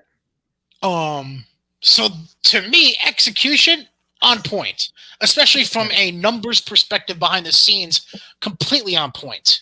Mm-hmm. The opening segment, I wouldn't say was a 10 out of 10, but it did the job. I don't think it was necessary to now, obviously, they're a package deal at this point, but I feel like for that segment, Riddle just took up space. Yeah. And it was more distracting than anything else. Yeah. I mean, I'm surprised. Like, I was sitting there going, imagine if, because the second Randy hit him with the RKO, I'm like, they can just have E pin him right now. But luckily, they didn't go that route. Right. Yeah, that would have been very flat. Yes. If they had gone that route, we'd be trashing them right now. Right. Same thing with the actual cash in itself. Was they were smart to have one match finish, then do the cash in rather than do the making this a 3-way bullshit, right, and have fucking Big E pin fucking Orton and be like he never pinned the champ. Essentially WrestleMania 31 all over again. Right. The only thing that kind of threw me off for a second, and Cornette mentioned this on his podcast this week, is at the very beginning of the cash-in match. Why? And this Bobby is me limping? No, okay. Not that. And this is me maybe delving too deep into the wrestling psychology of it. Why is the face slapping around the heel to get the heel to be like, all right, yeah, fuck you, ring the bell? Like, in a way, I guess what they were trying to do is make Lashley look cowardly, but it's hard to make a guy 275 pounds look cowardly. So what's the fucking point of even doing that to begin with, I guess, is because it's this weird thing that they've done with Lashley his entire reign, where he's supposed to be a monster, yet he still does chicken shit stuff. And I think which doesn't work with a 280-pound guy. I agree. So, like, if it was MVP, okay, because he's diminutive compared to Big E, but it's fucking Bobby Lashley. Right. As much as we don't like him, he's a big fucker. Right. I also think it had something to do with just the fact that Lashley just had a match. Lashley was hurt, and hurt, and quote unquote. Yeah, and just to have Big E be like, "Oh, what, you going to be a pussy and run away?" Yeah, I don't know. I personally was not a fan. Be a man. I mean, again, I wasn't. It didn't bother me. It was just something that I like. Yeah, I know. Caught me a little off guard. We'll put it that way. Yeah. All in all, I mean, you get what you can out of a cash-in match. You know it's not going to be a fucking Broadway, but you also know it's not going to be fucking Becky Bianca 26 seconds. Right. At least you don't think it's going to be. Yeah. The crowd was hot for it. Yeah, they were. They were. Yeah. Shell and Carol were actually there. And I guess it seems like they actually kind of muffled the crowd reaction on TV. Really? Mm. It's a little odd. It's a little odd.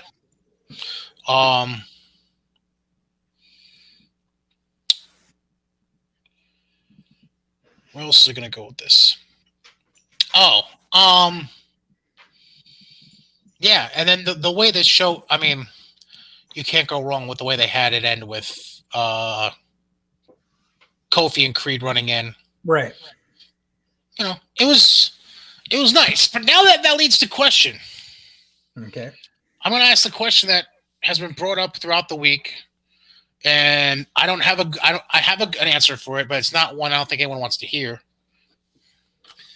Now everybody suddenly is asking, when is it Creed's turn? I mean, yeah, that's exactly the same reaction I had. I'm like, love the dude. Love him. Not exactly. Love him. Great character. Could be a great mid-card champ. Could be a great U.S. champ potentially, or an IC champ. Right. World title. I mean, as it is, unless there's a character change at some point. Maybe. Unless he suddenly has a more serious change to his character and isn't as goofy as he's been the last 6 years, maybe. Right. But until then, as it is, Kofi really should have never been champ. And I don't think, to be real, because this is going to sound really weird. Because hypothetically, anybody who gets in the business wants to be the best of the best of the best. Right. They want to be the guy. But there are guys who know their worth, know their spot, and know where they'd be best used as a talent. I don't think he needs to or wants to be in that spot. Right. Like, he understands his role, and he's perfectly fine with it. Yeah. So to me, I don't think he needs the belt. It's kind of the mentality of, and this is me kind of blowing the analogy out of proportion, but it'll make sense in a second. It's kind of like the guys like Taker, who had enough character where you didn't have to put the belt on them, but there were just occasions where it just worked for the story they were telling with Taker. Right. Now, I'm not saying they're ever going to tell a story where putting the belt on Creed is going to, or Woods, whatever the fuck you want to call him. I'm not saying there's ever going to be a storyline where putting the belt on him would make sense for a storyline, but he's that guy that has so much character and charisma, he doesn't need that. Like, another example. Dusty, when he was in WWE. Right. He never needed it. He never needed it. Right. Because he was going to get pops no matter what. He was going to have the people behind him no matter what. Fuck, who else? God, there's so many if you go back through. I mean, I think it was kind of telltale with fucking at SummerSlam with Woods doing the whole fucking Scott Hall bit. Yeah. Scott Hall never held a world title. Yeah. Yeah. Very true. All right. Was there anything else from Raw? Give me 2 seconds. Let me look at my notes here. Yeah, I mean, nothing else from Raw really popped me.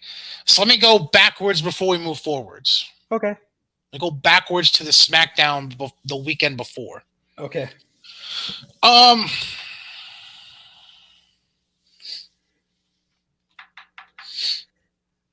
They are trying really hard to do something that isn't going to happen.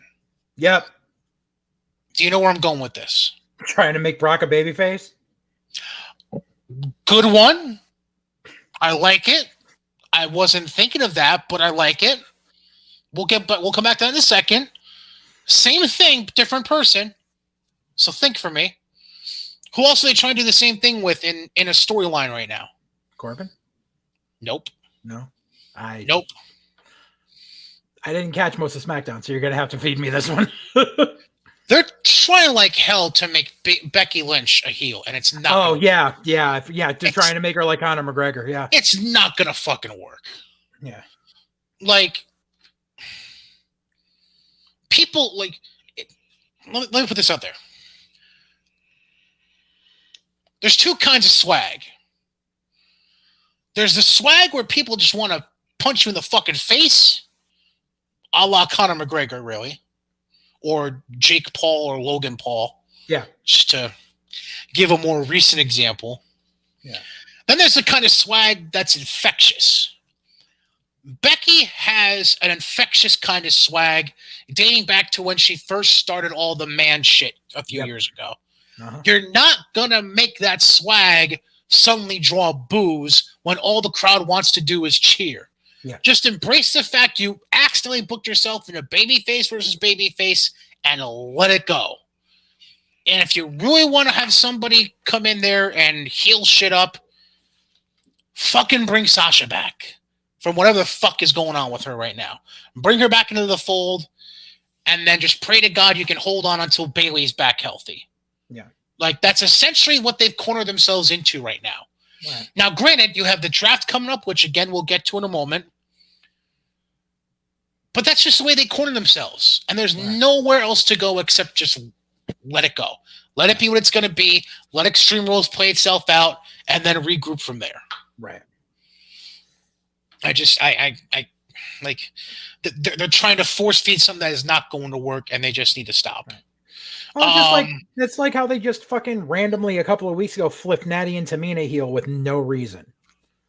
And like their whole build was that fucking, the second generation girls who kept getting overlooked and they finally got the titles and oh my God, and it's the big Cinderella story. And then fuck it, we're heels. Right. And now they're like, fuck it, we're second generation girls. We're too good for everyone else, is what they've turned it into essentially. They perform the cardinal sin for me. And that's like the biggest pet peeve I have in wrestling, always has been, always will be, the mid-title run heel turn. It's a bit odd, just to say the least. Never works. It also doesn't help that they had Natty and Tamina lose to a pair of the way they're booked babyface teams in the last month in Tegan and Shotzi, as well as Rhea and Nikki. Right. So, again, they've done it to basically 2/3 of their women's championships, where they put themselves in, actually, really, they've done it with all three. Yeah. Because as much as Charlotte's supposed to be a heel, Flares don't always get naturally booed everywhere they go. True. You're going to have cities where Charlotte walks in and people go fucking nuts for her. They need to fucking take the title off Charlotte and not put it back on her for a good long time. That's the fucking problem. They keep throwing the fucking belt on her. Like, it's the writers because all the writers that are there who never watched wrestling growing up here, Ric Flair is a 16-time world champion. Yeah, motherfucker, that was 16 title reigns over 25 fucking years. Right. Yeah, I don't know. Like everything. I'm not saying. I'm trying to figure out how I want to say this. There is constantly a lack of consistency and creative when it comes to women's division matches. Yes. And it pains me because there's all this talent in the world that they have within their women's division. Mm-hmm. But it seems like the most creative they can get is either Ric Flair banging a chick 35 years younger than him or the chick getting pregnant and she suddenly disappears. Right. Like, that's the most creative they fucking get. And it's like, dude, like, it doesn't always, like, sex sold 25 years ago, not in 2021. Right. Like, think beyond it. Yeah. I don't know. That just bugs the shit out of me. We'll get to Bloodline and Brock in a second, but there's one other thing I do want to bring up. Did they really have to go the whole route of the neck thing again with Edge and Rollins. They run out of ideas. Thank you. Like, this was basically their way of saying, Seth, we know you have all the charisma in the world. Edge, we know you're one of the greatest workers of a modern time. But this is what the bone we're going to throw you. Like, you have to think Seth and Edge were both like, fine, fuck it, whatever. Like, right. Because there's so much more to offer with Seth other than leaning on the neck gimmick with Edge. Uh-huh. There's so much fucking more there. Like, if you want, now that, and this might be a little bit much, but with Tommy End going and over in AEW, you could take Seth so much darker if you wanted to right now. They could. Because he has the ability to do that if you want to.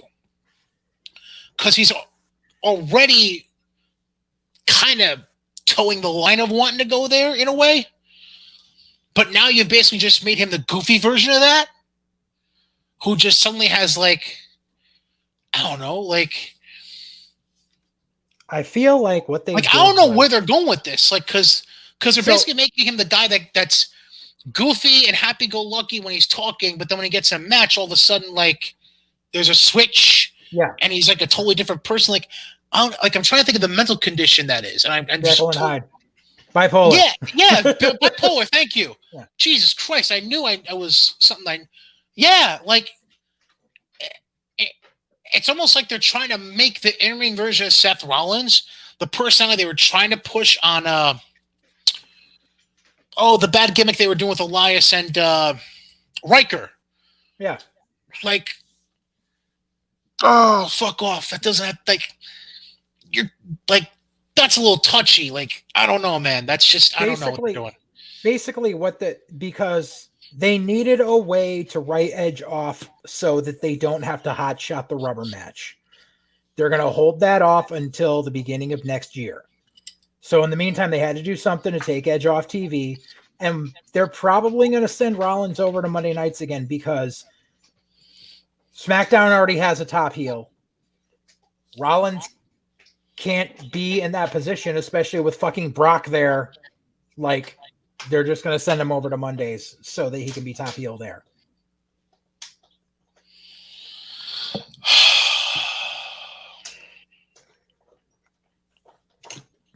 And they'll go back to the Monday Night Messiah bullshit.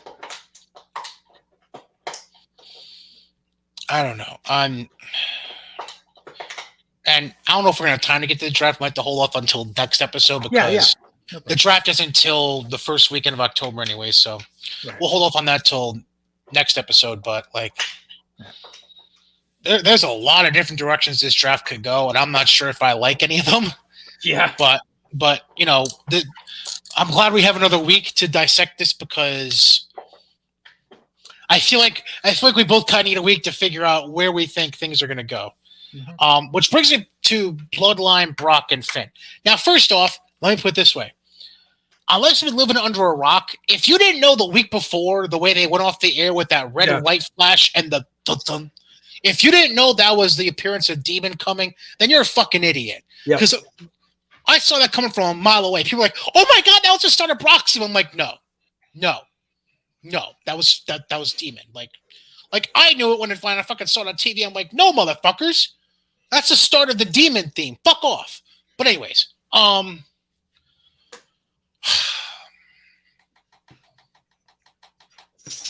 you know what? Fuck it. That's it.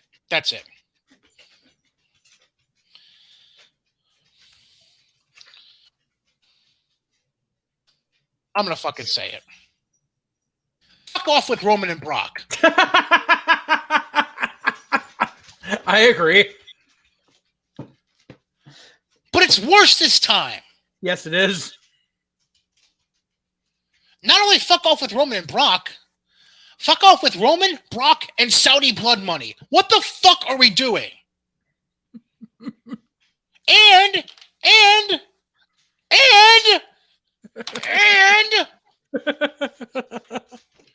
now you're essentially saying fuck Finn. Because there's no motherfucking way You are letting that match go to Saudi without the belt on Roman. You're not. Hypothetically, you could. Demon wins by DQ. But let's be real. It's not happening. It's not fucking happening. Agreed.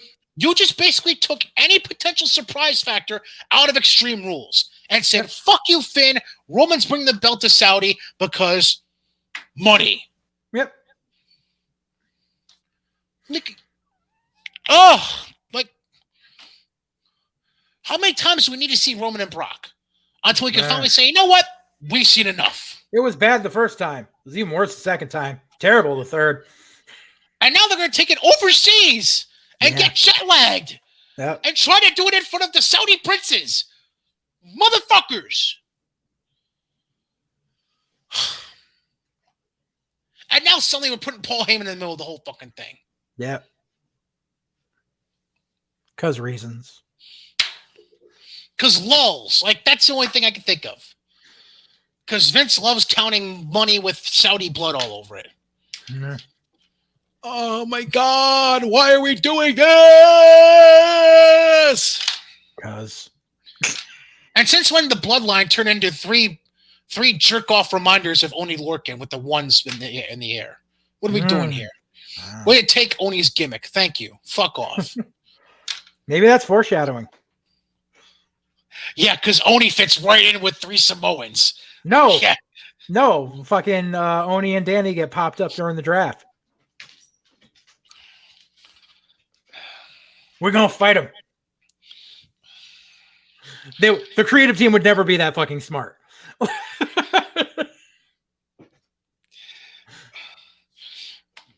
What? The subtle creative? No.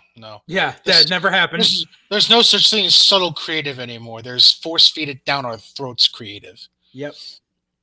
I have nothing. I've got nothing. But I will give one slightly funny thing.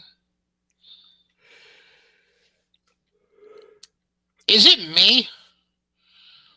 Or when Roman came in at the end of SmackDown, was he choking out Ford like he owed him some lunch money, or was it just me?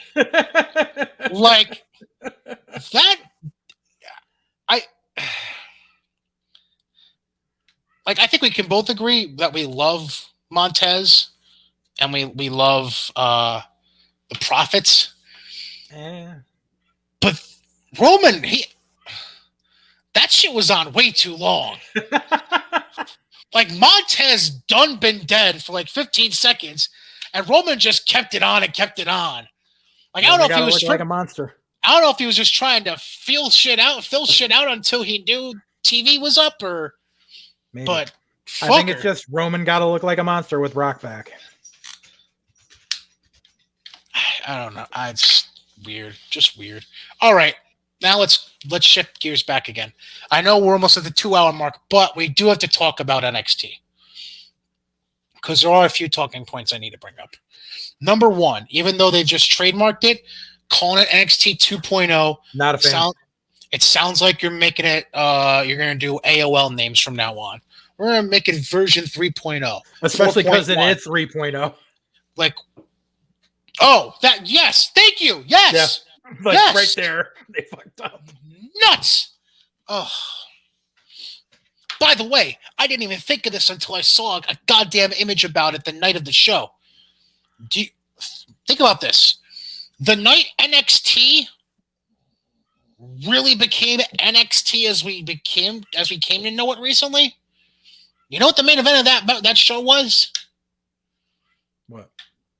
It was a 4-way for the NXT title. Pac, Sammy, Tyson Kidd. Yep. And wasn't about Dallas? Yes. Just put it out there. Slight coincidence. I'm sure Vince had no fucking clue, but just put it out there. No.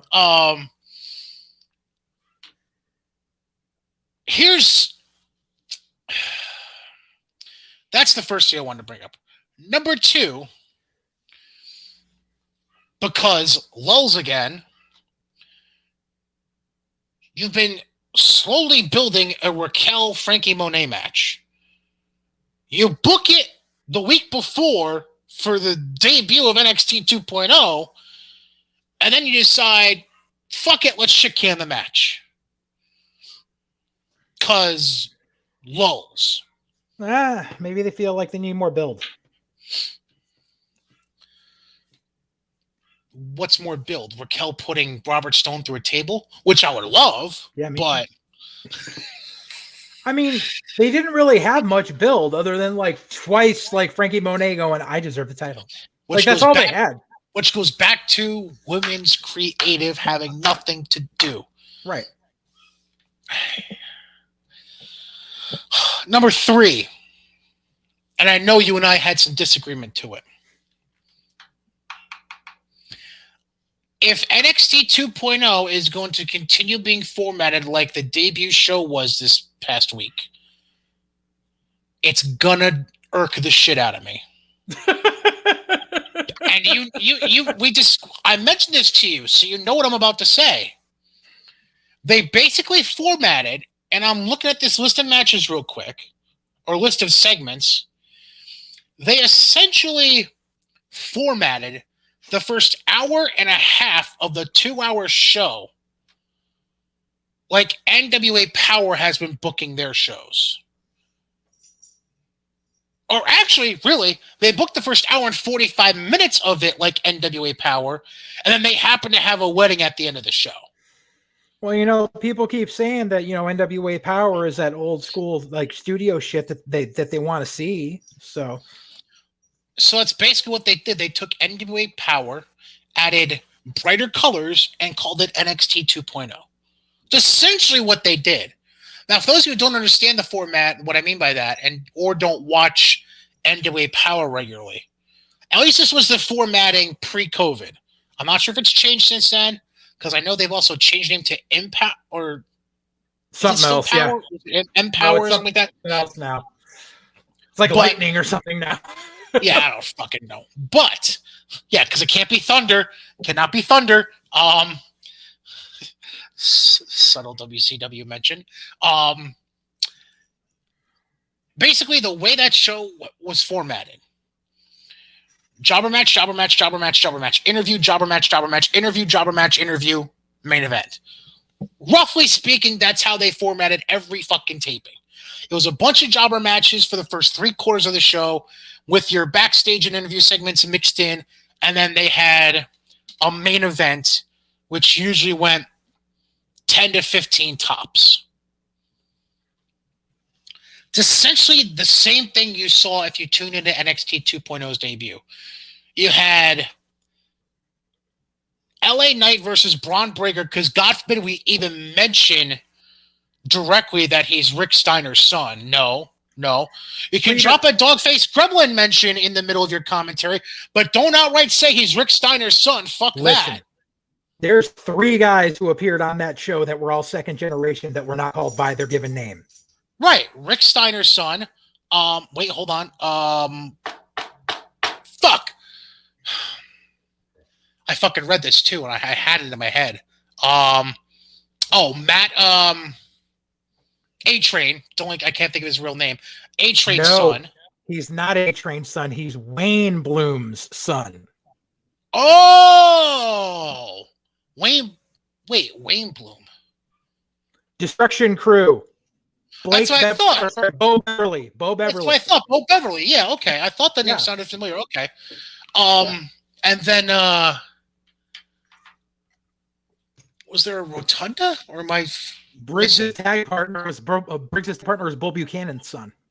Bull Buchanan. Thank you. That's right. But we can't mention any of that. No. Fuck that. Because, and I'm telling you this, the reason they're doing that now is so there's 2 reasons for it. One, if they don't work out, it makes it easier to cut them so nobody knows.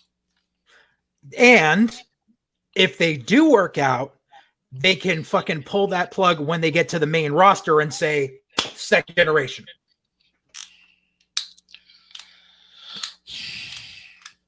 kind of understand, but I don't know. The Rock was Fleck Havana. I'm just saying. They did not say anything about him being part of a fucking Samoan lineage until he made it to the main roster. Because he was in USWA for... Doesn't matter. And USWA had nothing to do...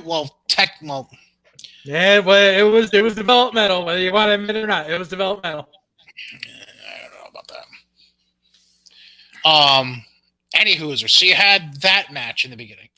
Then you had Eichner and Bartel with the Briggs match you just mentioned. The only thing that irked me about that is Josh Briggs hasn't had a win yet.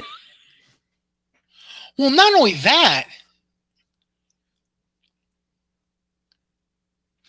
and this is another weird thing that happens with the NWA Power format, is that even if guys are heel, some of them get cheered in that studio format somehow.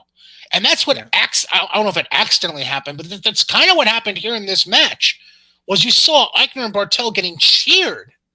Yep. So I don't know if either A, that was instructed and Briggs and Jensen did a good job with that, or if Briggs is really that fucking awful of a face and completely fucked up on that. I don't know what. The only appearances Briggs has made has been as a heel. So you have them come out first, and the crowd automatically thinks these guys are the heels. So then fucking Imperium comes out. They're like, oh, they must be the baby faces. That was the problem. That so it was a bad who don't know how to fucking think. Yes. Yeah. Then you have BFAB put on. Everyone's got to start somewhere. But you're not going to have a 5-star classic right out the gate. Right.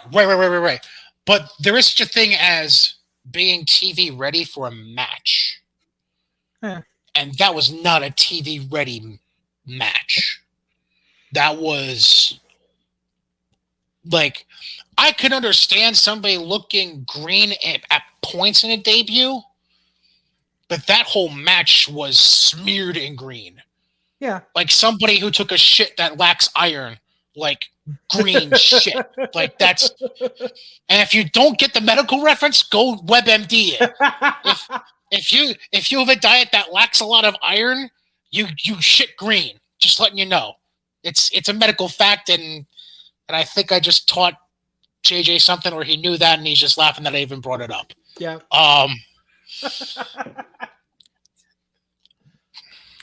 Yeah. Anyways. Then we have this really weird Carmelo interview segment with Trick Williams being introduced. And Trick, I said this right away to you. Thank God Carmelo was in the fucking ring, because Trick got fucking lost in that promo. Yeah. And then Mello covered his ass. And then you have the whole Duke Hudson interaction. I'm like... Right, which I'm not sure what's going on there. Because Mello's a face, Hudson's a fucking heel.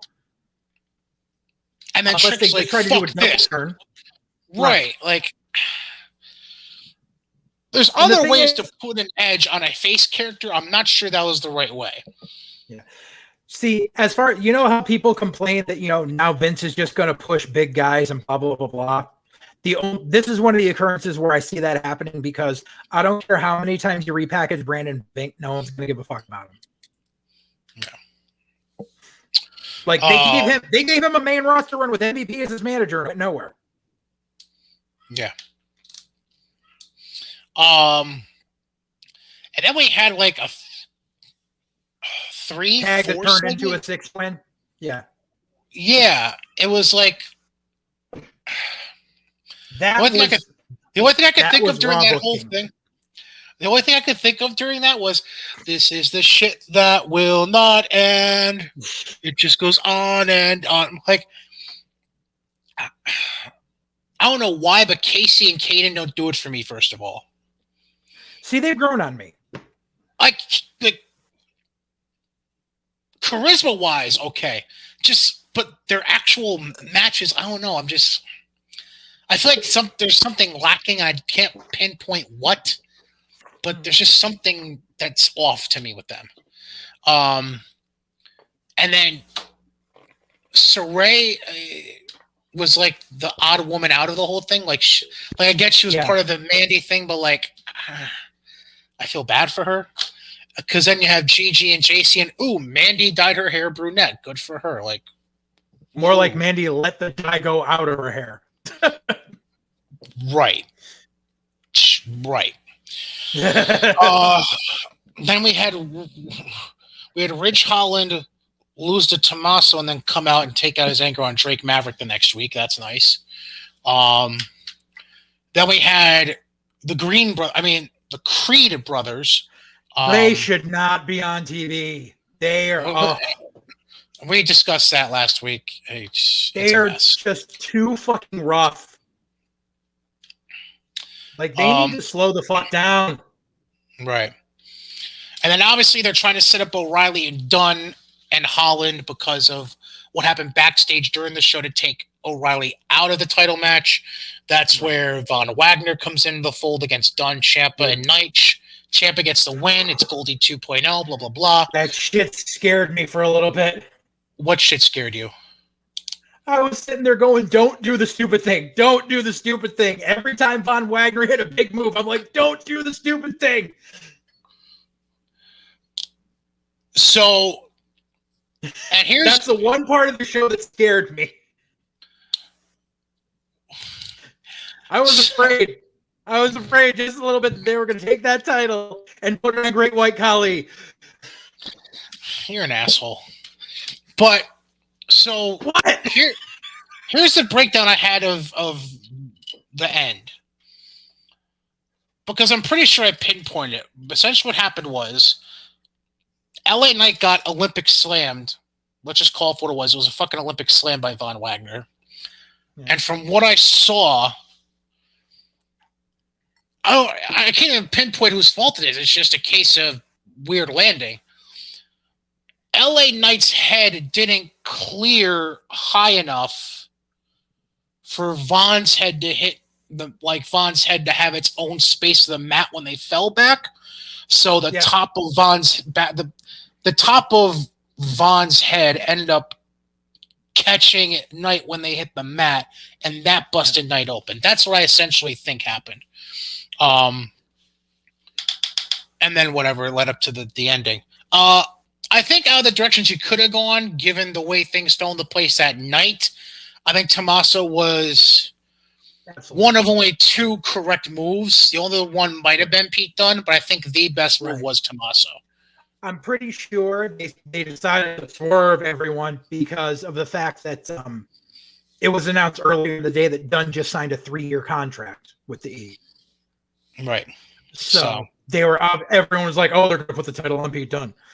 I think Tommaso is the smartest move because what they can do now is they can build the company, they can rebuild the brand around Tommaso being the champ and having all the young guys getting hungry and all the young guys getting cocky, and then here's old man Ciampa going, "No."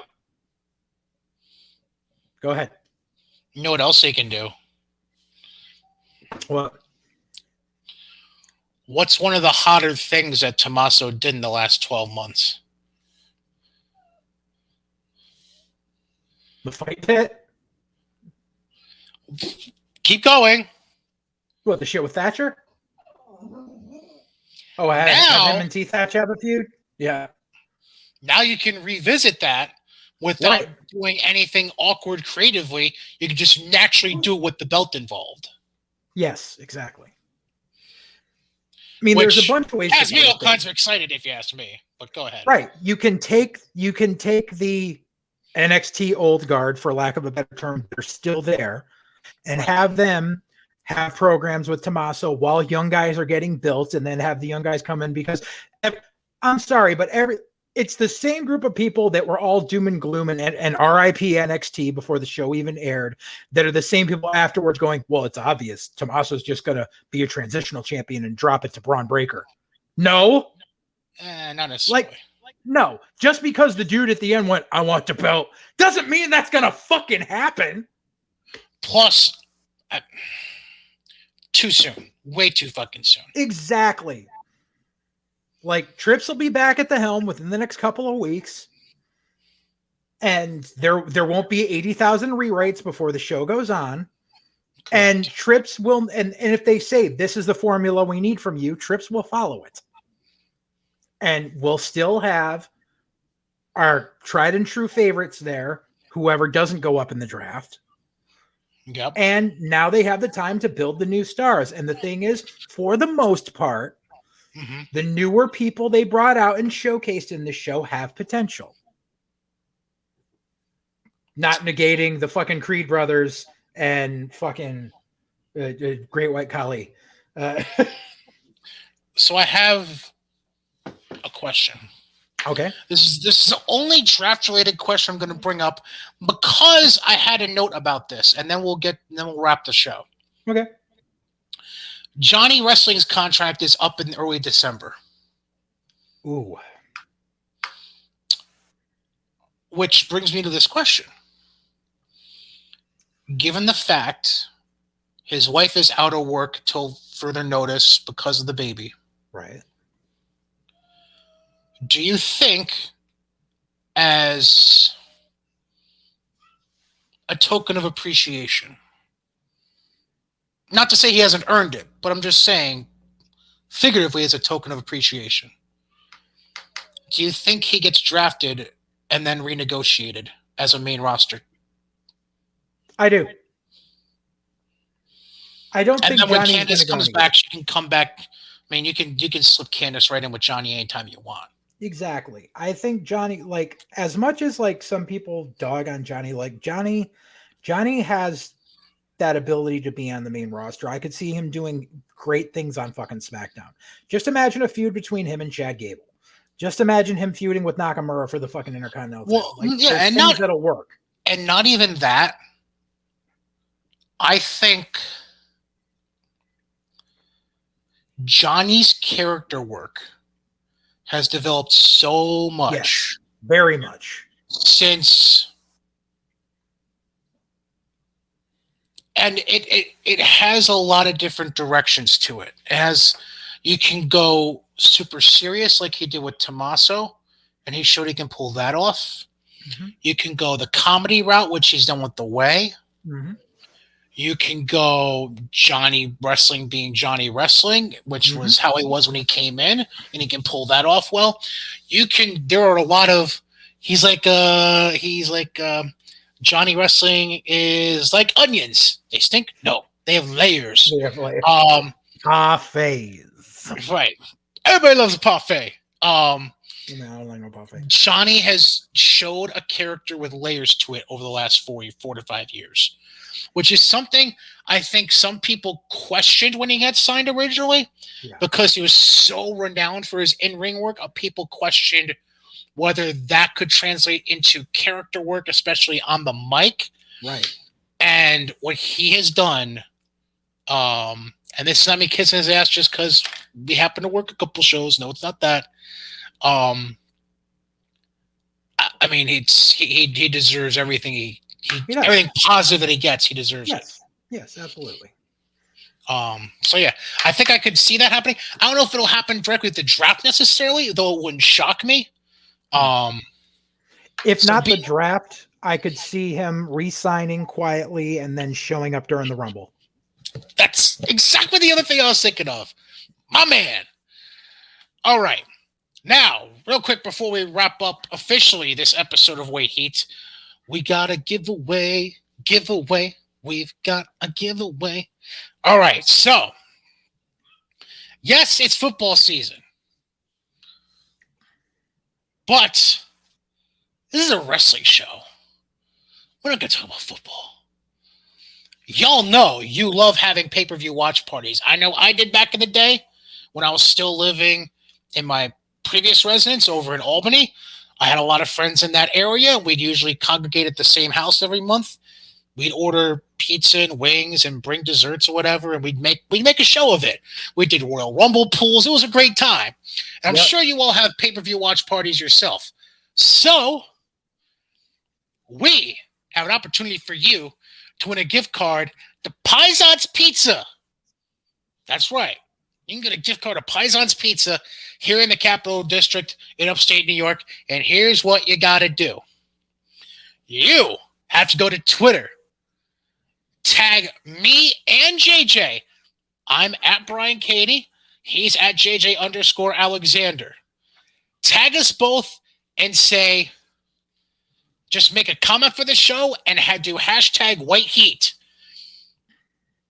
A comment just to prove you listen to the show. It could be a question about what we talked about on the show. Anything you want. Just make sure you tag both of us and do hashtag White Heat. And you're the first person to do that after this show drops. And I'll know what time it drops, so don't jump the goddamn gun.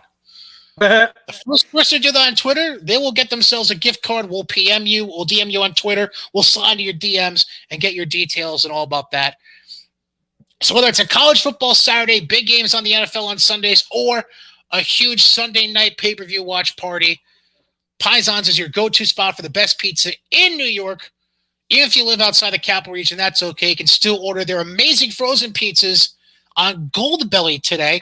And they were frozen pizzas judged and scored during the pandemic by Dave Portnoy in his One Bite bits with Barstool Sports. To learn more about Paesan's Pizza, you visit their website, paesanspizza.com. That's Paesans pizza.com. Or listen to their interview on my buddy Gaz's podcast, Getting There with Gaz, as part of the Godzilla Media Network. So, again, to get your gift card at Paesan's, you have to be the first person after this show drops to tweet with the hashtag White Heat.